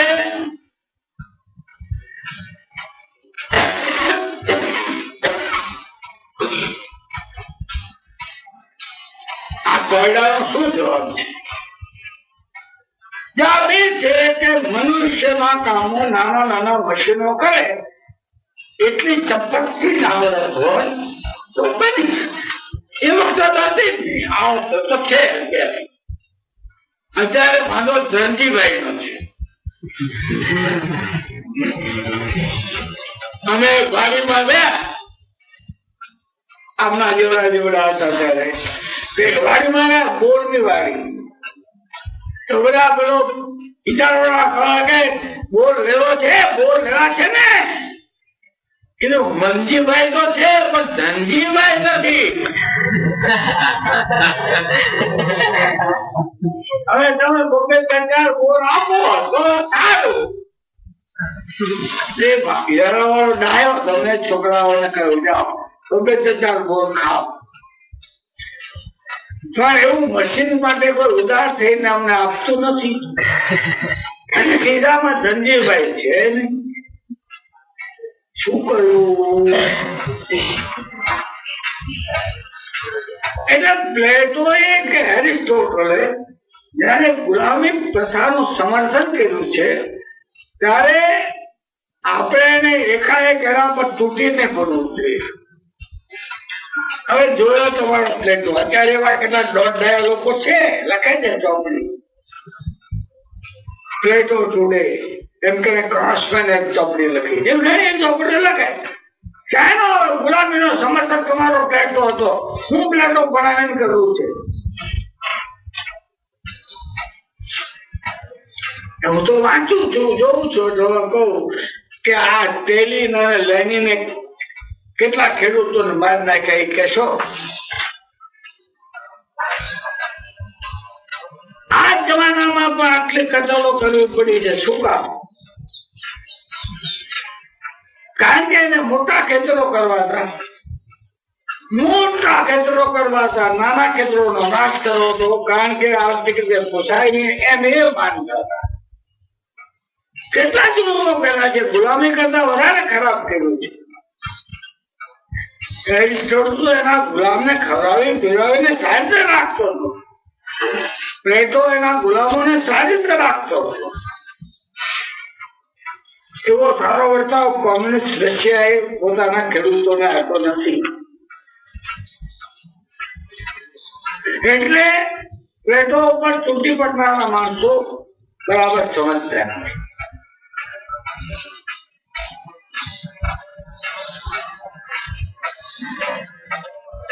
આપણે અસ્પૃશ્યતાનો નાશ કહીએ છીએ બરાબર છે, પણ અડીને આપણે અટકવું પડે છે. આપણે એથી વધારે માનો ઘણા લોકો ખાતા નથી, વિકલાંગ દીકરી આપવાની તો વાત જ નથી. પણ સવાલ એ છે કે એ મુદ્દો નથી. મુદ્દો એ છે કે અસ્પૃશ્યતા એટલે ન અડવાની વાત છોડી દો, એટલું જ છે. બાકી તો કોળી હોય, વાઘરી હોય, કડવી હોય, વાણી ઘણા છે, એકલા જ છે માનો ને. એટલે કોઈની ટીકા કરતા પહેલા એની બાજુ સમજવી જોઈએ, નહીં તો તમને સત્ય હાથ નહીં આપે. તો પ્લેટો છે એની વર્ણ વ્યવસ્થાની હિમાયત આપણા જેવી છે. અને એ ખોટું હતું તો પણ એ જમાનામાં એની એક મર્યાદા હતી.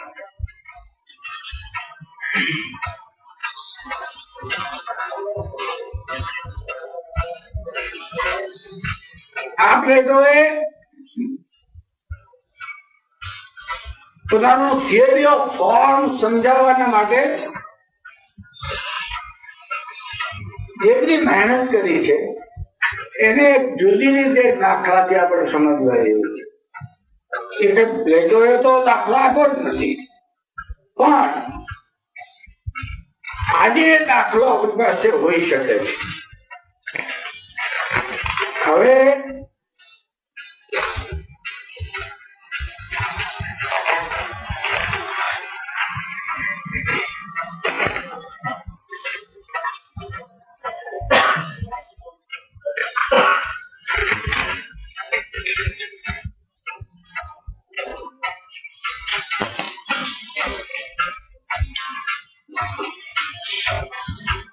પેરિસના ભોંયરામાં એક મીટર છે, મીટર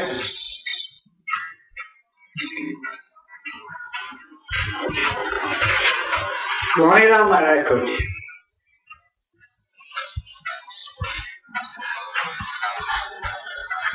એને શેનો છે? એવી ધાતુનો છે જેના ઉપર ઠંડી ગરમીની અસર ન થાય. ઠંડી વસ્તુને સંકોચે, ગરમી વસ્તુને ફોડે. ત્યારે 1 મીટર ભોંયરામાં એટલા માટે રાખ્યો છે કે ઠંડી ગરમીની અસર ન થાય. પ્લેટિનમ છે. હવે દુનિયામાં કોઈ પણ ઠેકાણે ઝઘડો થાય કે અમે કહ્યું કે અમે તમને 100 મીટર કાપડ આપ્યું, પણ તમારો એક આંખ ઓછો હતો, અંદર એક કાપો, ખોટું કર્યું તમે. એ તકરારનો નિકાલ કેવી રીતે કરવો? પેલો કે બરાબર છે ને આગળ બરાબર નથી, શું કરવું? એટલે બધાએ સમજીને પેરિસમાં સેંકડો વર્ષ 1 મીટર રાખેલો છે. એની હારે પેલો મીટર સરખાય. હવે જે મીટર થી કાપડ આપ્યું હોય એ સરખાય. એ કઈ સાચું. આ એક કાપો ઓછો છે તો બરાબર, એક કાપો વધારે બરાબર, પણ સ્ટાન્ડર્ડ દુનિયામાં મીટર એ પેલા ભોંયરામાં પ્લેટિનમ ધાતુનો છે. એ આખી દુનિયાના બધા માપનો પરીક્ષક એ આ મીટર છે. એમ પ્લેટોનો થિયરી ઓફ ફોર્મ્સ છે કે એક આદર્શ રૂપ છે. બધા પદાર્થોનું પ્રેરણાનું છે, વિચારોનું પણ છે, બધાના આદર્શ ફોર્મ છે. તમે આ પૃથ્વી ઉપર મીટર રાખો છો, એનું બધા ઉપર રાખ્યા છે.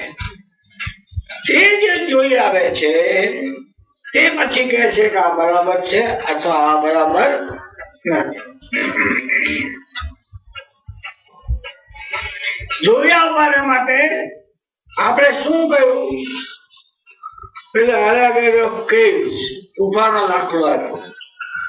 તમારે પ્રત્યક્ષ જવું જોઈએ બહાર, એટલે કે સંસારની બહાર, એટલે સંસારના આવેગોથી બહાર, સંસારના બંધનોથી બહાર.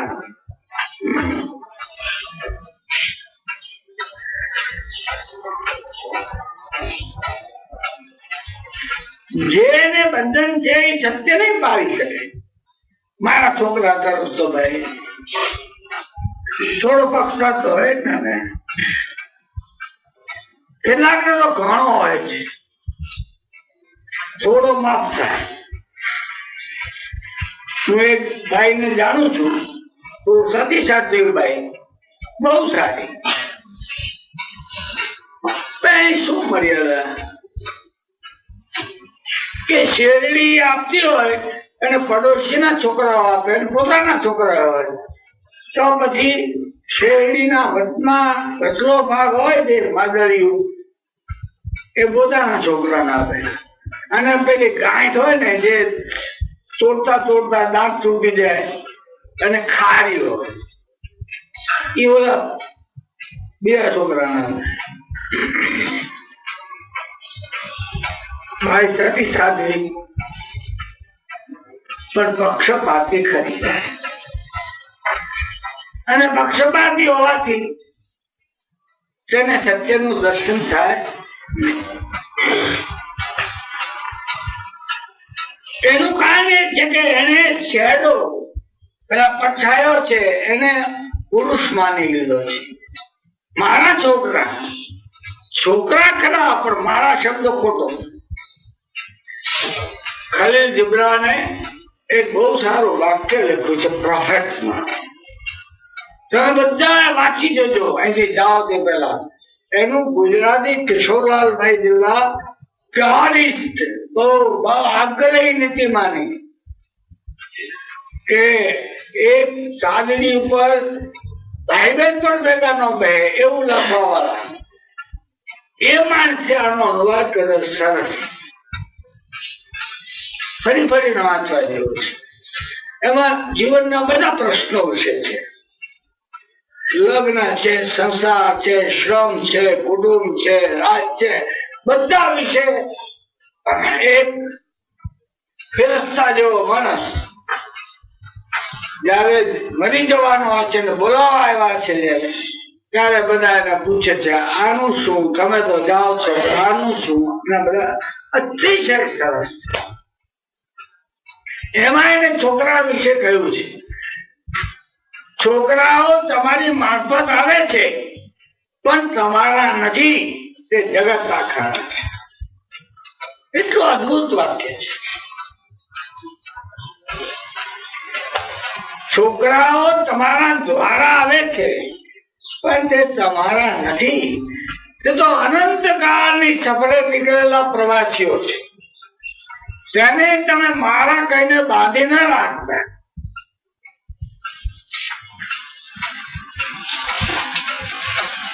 હવે એ અમારા પેલા બેન નથી સમજતા એટલે એને સારી શેરડી આપે છે. એના જેવા છોકરા છે, એના છોકરા જેમ અનંત કાળની સફરે નીકળેલા પ્રવાસીઓ છે તો એને પેલું ખારું ખારું આવે છે. જીવનમાં તમે જોઈ શકશો અનેક ઠેકાણે કે કઈ જગ્યાએ આપણે પોચું ખાઈએ છીએ.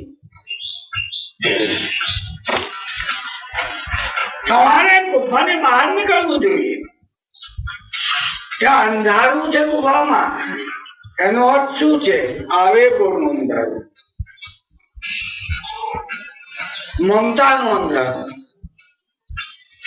મૂઢતાનું અંધારું, પૂર્વગ્રહોનું અંધારું, ગતાનુગતિકતાનું અંધારું. હમણે અમારી બા ને બાપા ને અમારા બધા હગા કહેતા એ થોડો ગાંધી ઘણું કે છે કે શું અમારા વડવાઓ બધા ભૂખા હતા? આજ સુધી થઈ ગયા એ બધા અકલ વગરના, તમે બધા અકલ વાળા થઈ ગયા આજકાલ. હાલી માયા છે તે એ ગતાનુગતિકતા હતી. મારી ભાઈએ મને કહ્યું મને તારે જો ડેઝર્ટ હોય ને તો હવે તારે રવડાની બહાર બેસવું પડશે.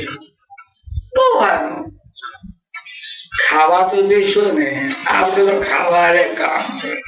અહીંયા બેહાડો, અહીંયા બેહાડો, તારે શું વાંધો? તે 2-3 મહિના સુધી હું તો રવડાની બહાર બેઠો અને મારી બહારે મારે કઈ વાંધો પડે જ નહીં.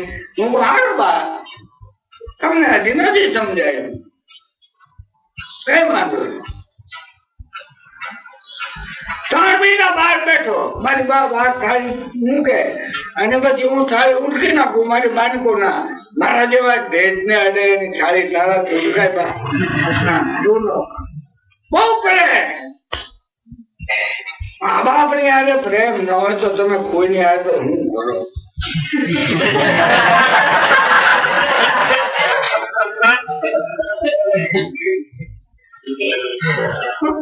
એટલે આપણે હું તારી મૂકી નાખીશ. 3 મહિના પછી મારી બાએ કહ્યું મને તું તારા રોડા દુનિયા ખેંચી હોય કે છે, આપણે કઈ મા દીકરો પડી જઈએ છીએ.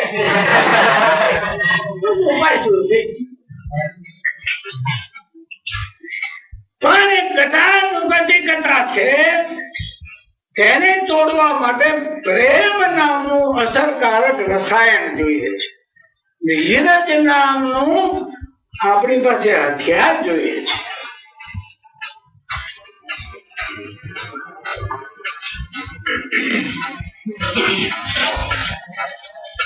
તો આ બધું અંધારું છે. એને જે ગુફાના અંધારો વર્ણવ્યું છે એ ખરેખર એવી ગુફા છે એવું એ પણ ન માનતો હોય અને આપણે પણ માનીએ નહીં.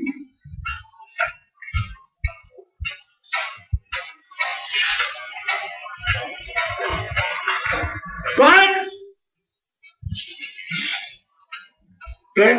બધું માન આદર રાખ્યા પછી પણ જે આપણે કહેવાનું છે કે આવા 3 વર્ગો છે જ નહીં. આવા 3 વર્ગો અચલ અફર એવું કશું છે નહીં. એટલું જ નહીં પણ એક જ માણસમાં 3 ગુણો છે. આ બીજો મુદ્દો છે કે એક જ માણસમાં આ ક્ષત્રિયના, બ્રાહ્મણના, વૈશ્યના, શૂદ્રના બધા ગુણો એક એક માણસમાં છે. એવું કઈ નથી કે આ વૈશ્ય નામનો ગુણ એક વર્ગમાં નાખી દીધો, ક્ષત્રિય નામનો ગુણ એક વર્ગમાં નાખી દીધો, બ્રાહ્મણ નામનો ગુણ એક વર્ગ, એવું કશું છે નહીં. હરેક માણસમાં બ્રાહ્મણ, ક્ષત્રિય, વૈશ્ય, શૂદ્ર આ બધા પડેલા છે. સુપ્ત અવસ્થામાં છે, જેમ બી સુપ્ત અવસ્થામાં છે, જેમ ગોટલામાં આંબો સુપ્ત અવસ્થામાં છે. જો એમ હોય જ નહીં તો ખાતર પોતર આંબો ત્યારે આંબો ક્યાંથી થઈ જાય છે? એ અંદર પડેલો છે. જોનારા જોઈ શકે છે, દિવ્ય દ્રષ્ટિ વાળા, કે આ ગોટલામાં આંબો છે. આંબા આ વડના નાના બીજમાં આખો વડ છુપાયેલો છે. તમે એને ખાતર પોતર પ્રકાશ આપો તો નીકળે છે.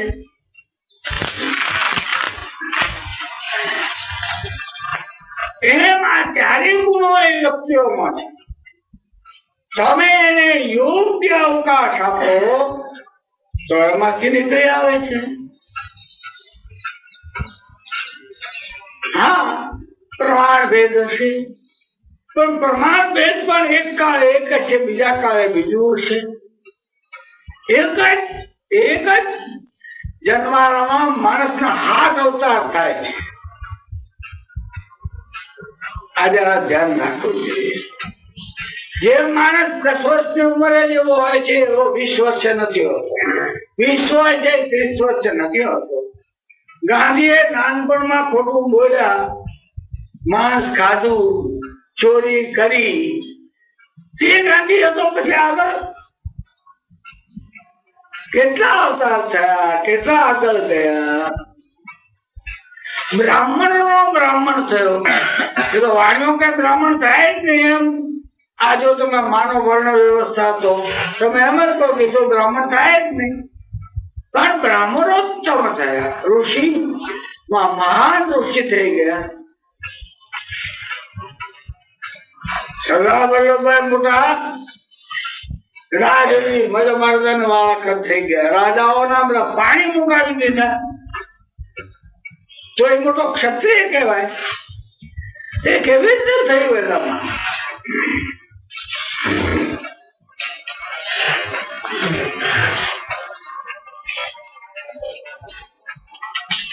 કેટલા બધા નીચા વર્ગના લોકો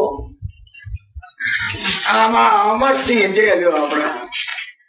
આપણા શું કામ એટલા માટે કહીએ છીએ કે ગજરાના વર્ગ છે, ગજરા અહીંયા ભણી છે એટલે આપડા બોલીએ. બોલવા ખાતર તો બોલવું તો પડે ને.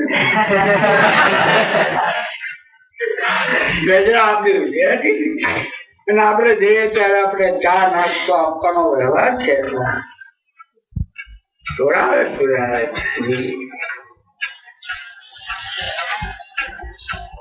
એટલા માટે કહું છું કે આ લોકો જઈએ તો ખવડાવે.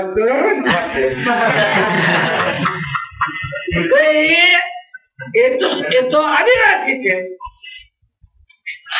How can he be the chief minister and organize the state power? આ રાજ્ય શક્તિની વ્યવસ્થા કેવી રીતે કરી શકે છે? જો પ્લેટો સાચો હોત તો એ કરી જ ન શકત.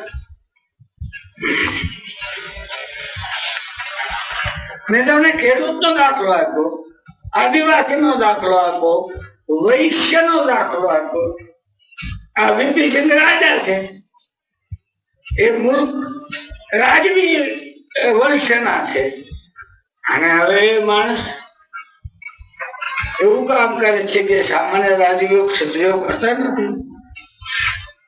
એટલે આપણે એમ કહેવું જોઈએ, પ્લેટોને હાથ જોડીને, સાહેબ આપ ઘણા મોટા માણસ છો, બહુ મોટા વિચારક છો, પણ સાહેબ આ બાબતમાં આપ ખોટા છે. અને જો આ બાબતમાં ખોટા હો તો તમારી વર્ણ વ્યવસ્થા ખોટી છે. અને જો વર્ણ વ્યવસ્થા ખોટી હોય તો આ નીચલા લોકોને મતાધિકાર ન આપવો એ વાત ખોટી છે. અને તમારી વાત ખોટી હોય તો અમુક લોકોને સત્તા આપવી એ વાત પણ ખોટી છે. સંભવ છે કે વૈશ્યમાંથી મહાત્મા ગાંધી થાય, સંભવ છે કે ખેડૂતમાંથી સરદાર થાય, સંભવ છે કે આદિવાસીમાંથી અમરસિંહ થાય. સાહેબ આ બધું હકીકત હોવાથી અમે તમારા રિપબ્લિકમાં કરેલી આ ભલામણ સ્વીકારી શકતા નથી.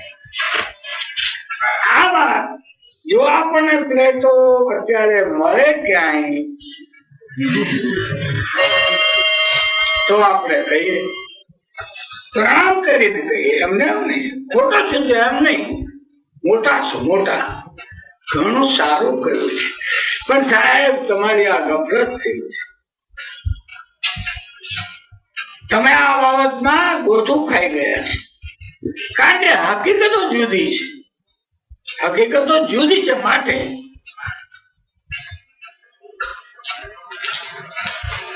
જો આપણે આ પ્લેટો નું અહીંયા સમાપન અત્યારે કરીએ છીએ 9:30 વાગે, 9:30 ને 5.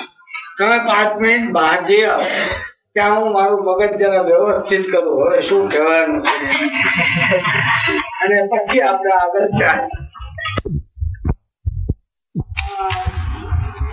આગળ ને આગળ થતો જાય છે. એ પણ એક સત્ય છે જે પ્લેટો સ્વીકારતો નથી. પ્લેટોની થિયરીમાં તો કઈ છે જ નહીં, એ તો ફિક્સ જ છે. આ થયું એટલે થયું. પણ પ્લેટોની જે મોટામાં મોટી વાત છે આ છે કે તમે આ રાજનીતિને અવગણો નહીં. આખરે આ રાજ્ય છે એક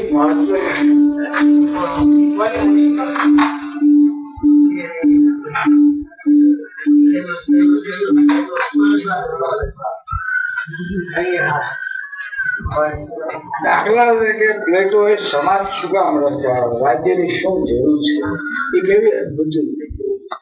કોઈ માણસ એવું કહી શકતો નથી કે માણસ સ્વાયત્ત નથી, માણસ સ્વાવલંબી નથી. માણસો ભેગા થાય એટલે કેટલાક નવા જ પ્રકારના કામો ઉભા થાય છે, મનુષ્યમાં દુર્વૃત્તિ છે. આ બધું કોઈ માણસે કર્યું. ભલા માણસો આટલા મોટા જગતના પછી થયા, કોઈ માણસે આટલી સ્પષ્ટતાથી આ વાત સમજાવી નથી. એટલે એટલું ધ્યાન મોટા મોટો કરતા રાજ્ય નામની સંસ્થા વિશે બેદરકાર ન રહેવાય. અને એ રાજ્ય સંસ્થા કેવી હોય, પાત્ર એ શું છે, એ એમ કે છે કે જે કેળવણી એ માત્ર તત્વજ્ઞાનીઓને આપે છે, અને તત્વજ્ઞાની એ બારણામાં બેસી શકે છે. આપણે કઈ કેળવણી સારી છે. આજે પણ અધ્યાપન મંદિરોમાં પ્લેટોના કેળવણીના વિચારો ભણાવવામાં આવે છે, અને સારા છે. કેટલા સારા છે કે જયારે સિદ્ધાંત કયો કે કવાયત થી મન કેળવાય છે, સંગીત થી મન કેળવાય છે. આ બહારની માત્ર ક્રિયાઓ નથી, એ ક્રિયાઓ મન ઉપર અસર કરે છે, મનની અસર ક્રિયાઓ પર થાય. આ પરસ્પર અનુબંધ છે. એ તમે સમજો તો ઉદ્યોગનું મહત્વ સમજો. મહાત્મા ગાંધીએ તો ભલે ને 1937 કહ્યું, પણ પ્લેટોએ તો બહુ વખત પહેલા કહ્યું છે. આ વાત સમજાવી કે તમારી હરેક સામાજિક પ્રવૃત્તિ છે એ શિક્ષણનું વાહન બની શકે. આ કોઈ સાધારણ વાત નથી.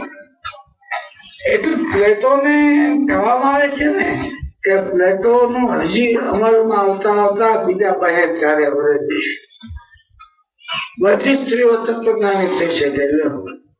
એ હજી કોઈ આ પાડે છે?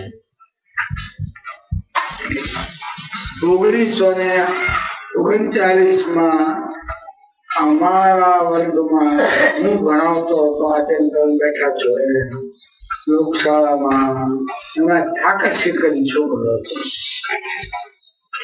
હુમલા પાસેના એક ગામમાં. હવે એ વખતે આંગળા પટ્ટી ઈશ્વરિયા ગામમાં એક માણસે વહુને મારી નાખી અને પછી આમ ગોટાળો કરીને બાળી નાખેલી. એ આપણે જાણ્યું એટલે મને બહુ દુઃખ થયું. એટલે મેં કહ્યું આવું ચાલતું છે દુનિયામાં. એને પોતાની જુવાન સ્ત્રી એને ખેતરમાં લઈ જઈ અને આગળ તું ઊંચી જુવાર એમાં નીંદવા દાખલ કરી અને પછી પેલું બિચારી ભૂલીને એને કઈ ખબર નહીં અને એને કહ્યું નાખી. હું બહુ દુઃખી થઈ ગયો. એટલે અમારો ઠાકરસી ગયો, મનુભાઈ આટલા બધા હું કામ દુઃખી થાવ છો? મેં કીધું કેમ? આવી તો મારી નાખે તો દુઃખી ન થાય માણસ. પણ મનુભાઈ એને એની વહુને મારી હતી, કોકની વહુને મારી હતી.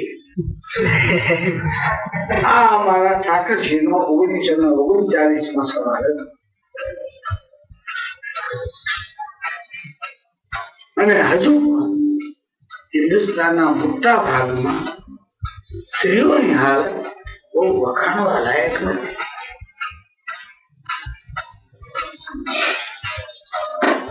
મધ્યપ્રદેશમાં જાઓ, બિહારમાં જાઓ, ઓડિશામાં જાઓ, યુપીમાં જાઓ. યુપીમાં તમને હું 1935 કાશી વિદ્યાપીઠમાં ગયો કે જેમાં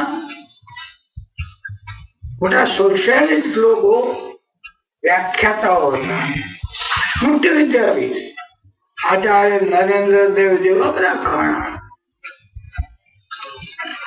પણ એના આચાર્ય ત્યાં હું ગયો તો એ મને બહાર મળે, અંદર તો જનાન ખાન. એની પત્ની બહાર ના આવી શકે, આપણે એની સાથે વાત ન કરી શકીએ. પણ એને એમ કે વખતે મારી બહુ ભાગી જાય, વખતે ઉપડી જાય તો હું કરું. મૂળ પાપ તો આ છે ને. એની સ્ત્રી વિશે પણ અવિશ્વાસ છે, મારા વિશે પણ અવિશ્વાસ. હવે સોશિયાલિસ્ટ હતો, પાછો કઈ સમાજવાદની મોટી ધજા ફરકાવતો બધા. તમારે એ કેવું છે? પછી ઠાકરસિંહને મેં કહ્યું પણ એની હતી એટલે કઈ પેટી પટારો હતો કે ગમે ત્યાં ફેંકીને ભાંગી નાખાય. મનુભાઈ એ દેશ લઈને લાવ્યો તો કે એમને એમ લાવ્યો તો પૈસા આપ્યા. હવે આ ઠાકરસિંહને મારે ક્યાં લઈ જવાનો છે? તત્વજ્ઞાની બનાવવાનો. કેટલું અઘરું કામ છે. હવે આવું પ્લેટો જોઈને કે આ બધા છે, આ મૂળસક છે, એને ભણાવવા કોઈ સુધરવાના નહીં એમ કે આપણે એમ કહે છે વાર લાગશે, પણ એને આવવા તો જોશું. પણ હજી પણ આ દેશમાં આ બધું છે. અને તમે માત્ર નોકરી કરીને પૈસા કમાવો તેનાથી દેશ સુધરવાનો નથી, કઈ થવાનું નથી. તમે જો આ સુધારાઓ કરો કામ કરતા કરતા તો દેશ સુધારવાનો છે. અમે કઈ નોકરી બોકરી તો પેલા કરતા હતા, શું ફાયદો? અમારી બ્રાહ્મણ નોકરી કરતી હતી, ના શાંત તાકાત છે, પણ ફાયદો શું મને? એ સુધારાઓ કરે તો ફાયદો થાય, નહીં તો શું ફાયદો થાય?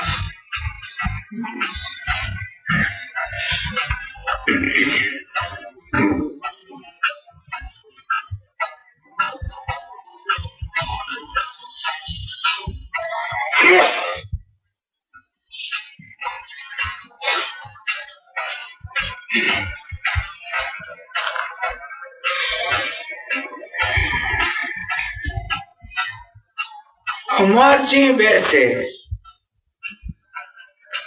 કે ઘનશ્યામભાઈ બેસે કે ચુમનલાલ પટેલ બેસે, એમાં અમને શું રસ છે? એ બેસીને કઈ રાજ્યમાં ફેરફાર કરે તો જ અમને તો રસ છે. બાકી તો ચીફ મિનિસ્ટર નો પગાર ઘનશ્યામભાઈ ને મળે કે અમરસિંહ ને મળે, એમાં વોટ ઇન્ટરેસ્ટ જવાય? મને એમાં શું રસ છે? મને એમાં શું ફેરફાર થાય છે? નહીં, જો એ ફેરફાર કરે તો જ સાચું.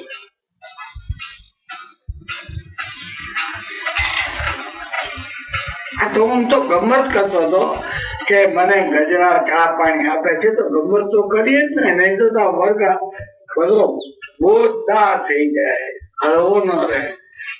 બાકી ચા પાણી તો ગમે ભાઈ, હોટેલમાં ક્યાં નથી.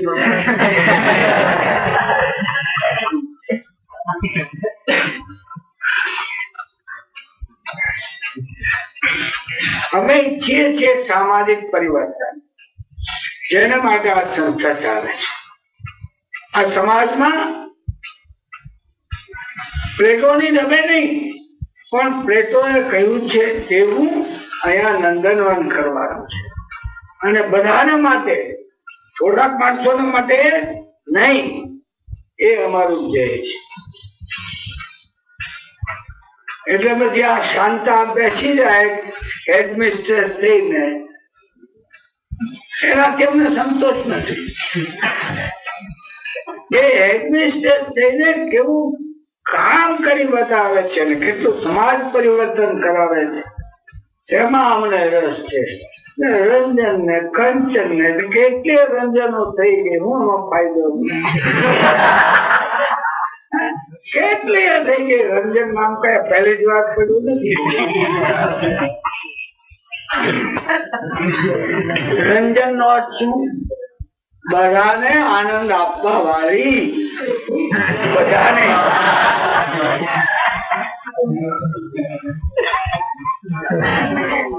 આપણે હવે બીજો વિચારક લે છે રાજનીતિ, તેનું નામ છે એરિસ્ટોટલ. એરિસ્ટોટલ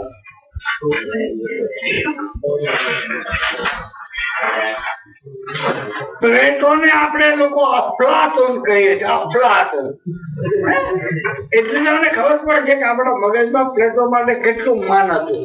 કઈક આપણે ભાઈ કેવું, અને અફલાતુન થઈ ગયું. અફલાતુન થઈ ગયું એટલે એવું તો કોઈ દિવસ થાય. એ પ્લેટો નું આપણી ભાષામાં અફલાતુન એનો અનુવાદ છે, અને એરિસ્ટોટલ નો અનુવાદ છે આરિસ્ટાટાલિસ. આરિસ્ટાટાલિસ.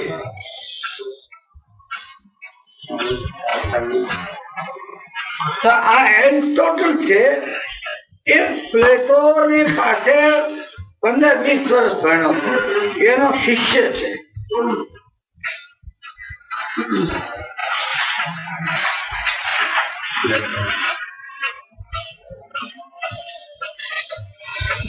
અને એને પણ પોતાના ગુરુની જેમ રાજનીતિ, નીતિશાસ્ત્ર, તત્વજ્ઞાન બધા વિષયો ઉપર લખેલું છે. એટલે અત્યારે આપણી પાસે જેની ચોપડીઓ આવી છે ને તે બધી એની લેક્ચર નોટ્સ છે. એને પોતે વ્યવસ્થિત કોઈ પુસ્તક નથી લખ્યું. એ બધી પેલા વ્યાખ્યાનોની નોંધ વિદ્યાર્થીઓ રાખી હોય ને, એરિસ્ટોટલ મરી ગયા પછી બધા ભેગા થયા અને એ નોટ ઉપરથી ચોપડીઓ તૈયાર કરી.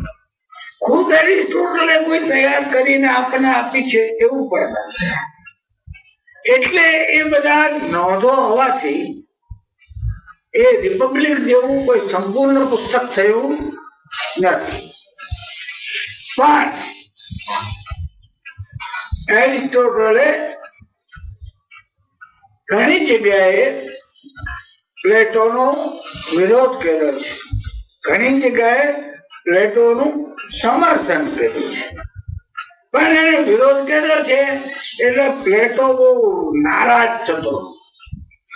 એમ કહેતો કે આ એરિસ્ટોટલ વાછડા જેવો છે, એ માને ધાવે દૂધ બૂધ બધું લઈ લે અને પછી પાછા માથા મારે આવમાં, એ માં દુખી થાય. એમાં મારી પાસે બધું દૂધ લઈ ગયો ને પાછો મારી સામે થાય. એમ એને માટે પ્લેટોએ કહેલું. પણ જગત એરિસ્ટોટલે એક નામ આપે છે, તે નામ છે વિદ્યાવારિધિ. વિદ્યાવારિધિ અનેક વિદ્યાઓનો દરિયો. પ્લેટો પાસે અનેક વિદ્યાઓ નથી. પ્લેટો મુખ્યતઃ તત્વજ્ઞાની છે, મેથેમેટિશિયન છે, ગણિતી છે, સરસ લેખક છે. પ્લેટો એ જેવું લખે છે સુંદર, એવું એરિસ્ટોટલ લખતા આવડતું નથી. એટલે પ્લેટો તો કવિ છે, એવું સરસ લખે છે. પણ પ્લેટોના વિષયો તત્વજ્ઞાન અને મેથેમેટિક્સ સિવાય કઈ નથી. જયારે એરિસ્ટોટલ વૈજ્ઞાનિક છે. અત્યારમાં ઘણા ખરા વિજ્ઞાનનો પાયા, આજે વિજ્ઞાનની શાખાઓ છે ને, શરીર શાસ્ત્ર છે, ભૂસ્તર વિદ્યા છે, જળ વિદ્યા છે, સમુદ્ર વિદ્યા છે, ફિઝિક્સ જેને આપણે કહીએ છીએ, ભૌતિક વિદ્યા છે, નીતિ શાસ્ત્ર છે, આ બધા. અને સૌથી મજાની વાત છે કાવ્ય શાસ્ત્ર છે. આ માણસ નું કેમ મગજ હાલતું છે ખબર ન પડે. એને પોએટિક્સ લખ્યું છે. સારી કવિતા એટલે શું, અને એમાં સાહિત્યના સિદ્ધાંતોની ચર્ચા કરી છે. એ અત્યારે પણ ઉમાશંકર વાંચવા પડે, નહીતર ઉમાશંકર નું હાલે નહીં. આજે પણ તમે એનું પોએટિક્સ નો સાર ન સમજો તો તમે સાહિત્યમાં પૂર્ણા રહો. એટલો મોટો માણસ, આ બધામાં એની નજર પહોંચે. જેને આપણે ઉત્ક્રાંતિવાદ કહીએ છીએ તે પણ એમાં છે. બધી પુસ્તક વિદ્યાનો પાયો છે એનામાં.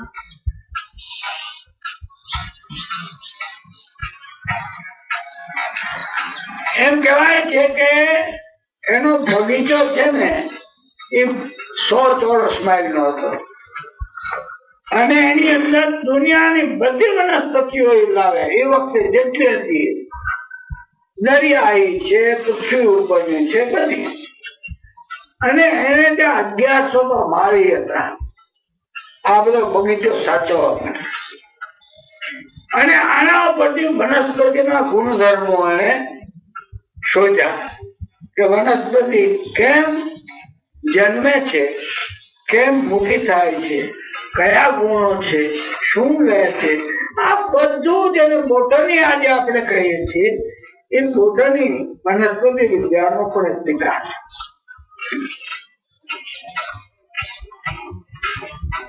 પ્લેટો અને એની વચ્ચેનો મૂળગત તફાવત શું છે કે પ્લેટો એક તત્વજ્ઞાની છે.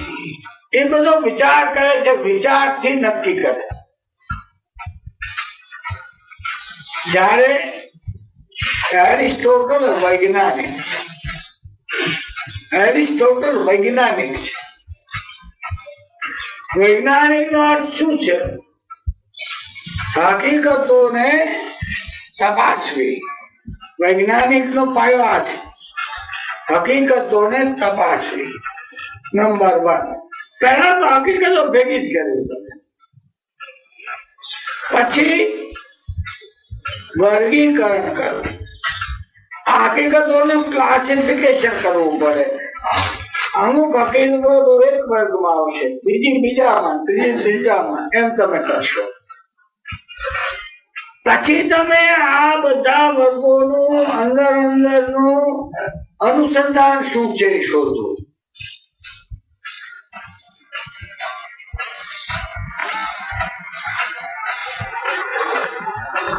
ઘોડો, ગાય, બરાબર, વર્ગીકરણ કર્યું. પણ બેની વચ્ચે કોમન શું છે એમ કદા કદા ખબર પડી કે સ્તન્ય પ્રાણીઓનો એક વર્ગ છે કે જેને આચર છે. એ બધામાં કોમન. વર્ગીકરણ માંથી બધી સામાન્ય નિયમ કાઢ્યો. સ્તન્ય પ્રાણીઓ.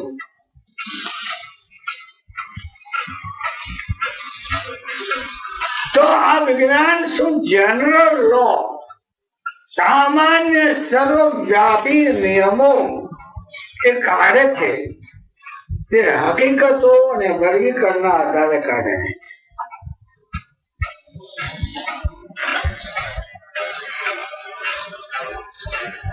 આનું નામ વૈજ્ઞાનિક. આનું નામ વૈજ્ઞાનિક જે આ રીતે કામ કરે. પ્લેટો એમ નથી. પ્લેટો ને વિજ્ઞાન બહુ એટલી બધી મેથેમેટિક્સ સિવાય કઈ નથી. આ બે ના અલગ અલગ એપ્રોચ છે. પ્રશ્નોને તપાસવા માટેના અભિગમો બંનેના જુદા છે. એકનો વૈજ્ઞાનિક છે, એકનો તત્વજ્ઞાની જેવો છે.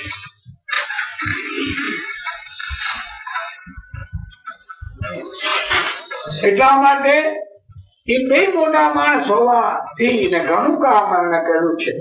એટલે એક કહેવત નીકળે છે કે દરેક માણસ જન્મે છે આ જગતમાં તે કાં તો પ્લેટોનિક હોય છે, કાં એરિસ્ટોટેલિયન હોય. બીજો કોઈ વર્ગ છે.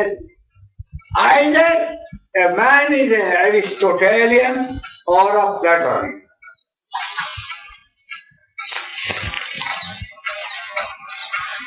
જે વૈજ્ઞાનિક વલણ ધરાવે છે તે એરિસ્ટોટેલિયન છે. જે તત્વજ્ઞાની છે એ વલણ ધરાવે છે તે કોણ છે? પ્લેટોનિક. આ બંને ગુરુ શિષ્યો છે. અને છતાં પણ એરિસ્ટોટલે પોતાના ગુરુની કેટલીક વાત સ્વીકારી છે, કેટલીક વાત નથી સ્વીકારી. સ્વીકારી છે પેલા સમજી લઈએ. સ્વીકારી છે આપણે સમજી પહેલા.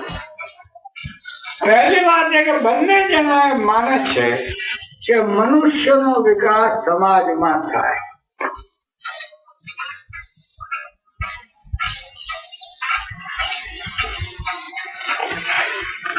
આ બહુ મોટો સિદ્ધાંત છે. આ બહુ મોટી વાત છે કે મનુષ્યનો વિકાસ સમાજમાં થાય એમ તમે સ્વીકારો. એટલે તમારે સમાજ કેવો હોવો જોઈએ નક્કી કરવું પડે. કેવો સમાજ હોય તો વિકાસ થાય અને કેવો સમાજ હોય તો વિનાશ થાય, આ નક્કી કરવું પડે. એટલે તમારી ચર્ચાની એક નવી ભૂમિકા ઉભી થાય છે. જો તમે એમ માનો કે માણસનો વિકાસ એકલો જ થાય છે તો તમે કહેશો કે હવે વાનપ્રસ્થાશ્રમ, સંન્યાસાશ્રમ બધા વયા જાઓ. કોઈ કોઈનું કઈ છે જ નહીં. કોઈ કોઈનું ભલું કરતું જ નથી. ના ભાઈ ના. આપણે કેટલા બધા ભજનો છે. ભજન મંડળીમાં જાઓ એવા ભજનો આવશે કે પ્રાણિયા ભજી લેને કીર્તાર, આ તો સપનું છે સંસાર.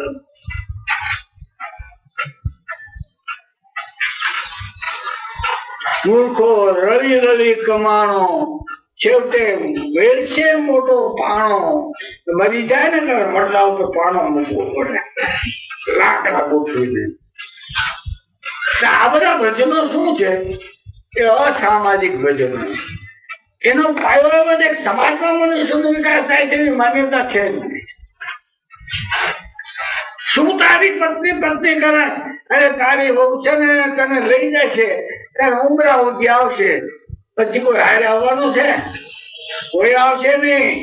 બે પછડા ખાઈ બે રહેશે ઘરમાં.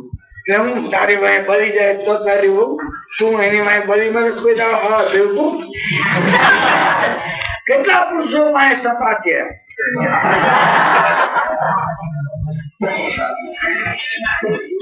શંકરાચાર્ય આવે ને તો દાઢી હલાવી જાય. શું તમારા મનમાં સમજો છો કે સત્યની પ્રસાદ ટેકો આપો છો? એને હું ખરો વિદ્યાર્થી કરું. મોટો શંકરાચાર્ય કે સાહેબ આમ ન ચાલે. કે ભાઈ ચાલ તમે કહો છો, તમે કેમ સતા થતા નથી? આ બધા પુરુષોને કેમ સતા થવાની વાત કરતા નથી? વફાદારી શું એકને છે ને બીજાને નથી?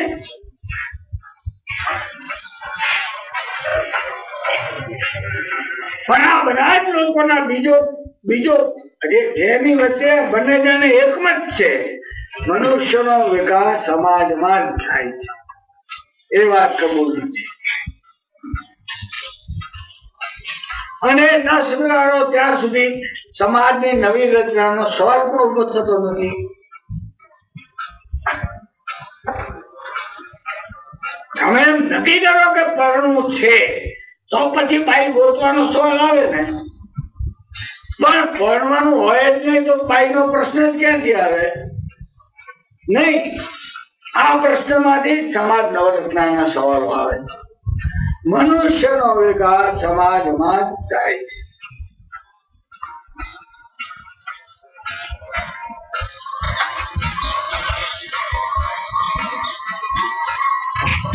બધા ગુણો કે અવગુણો એ સમાજમાં જ વિકસે છે.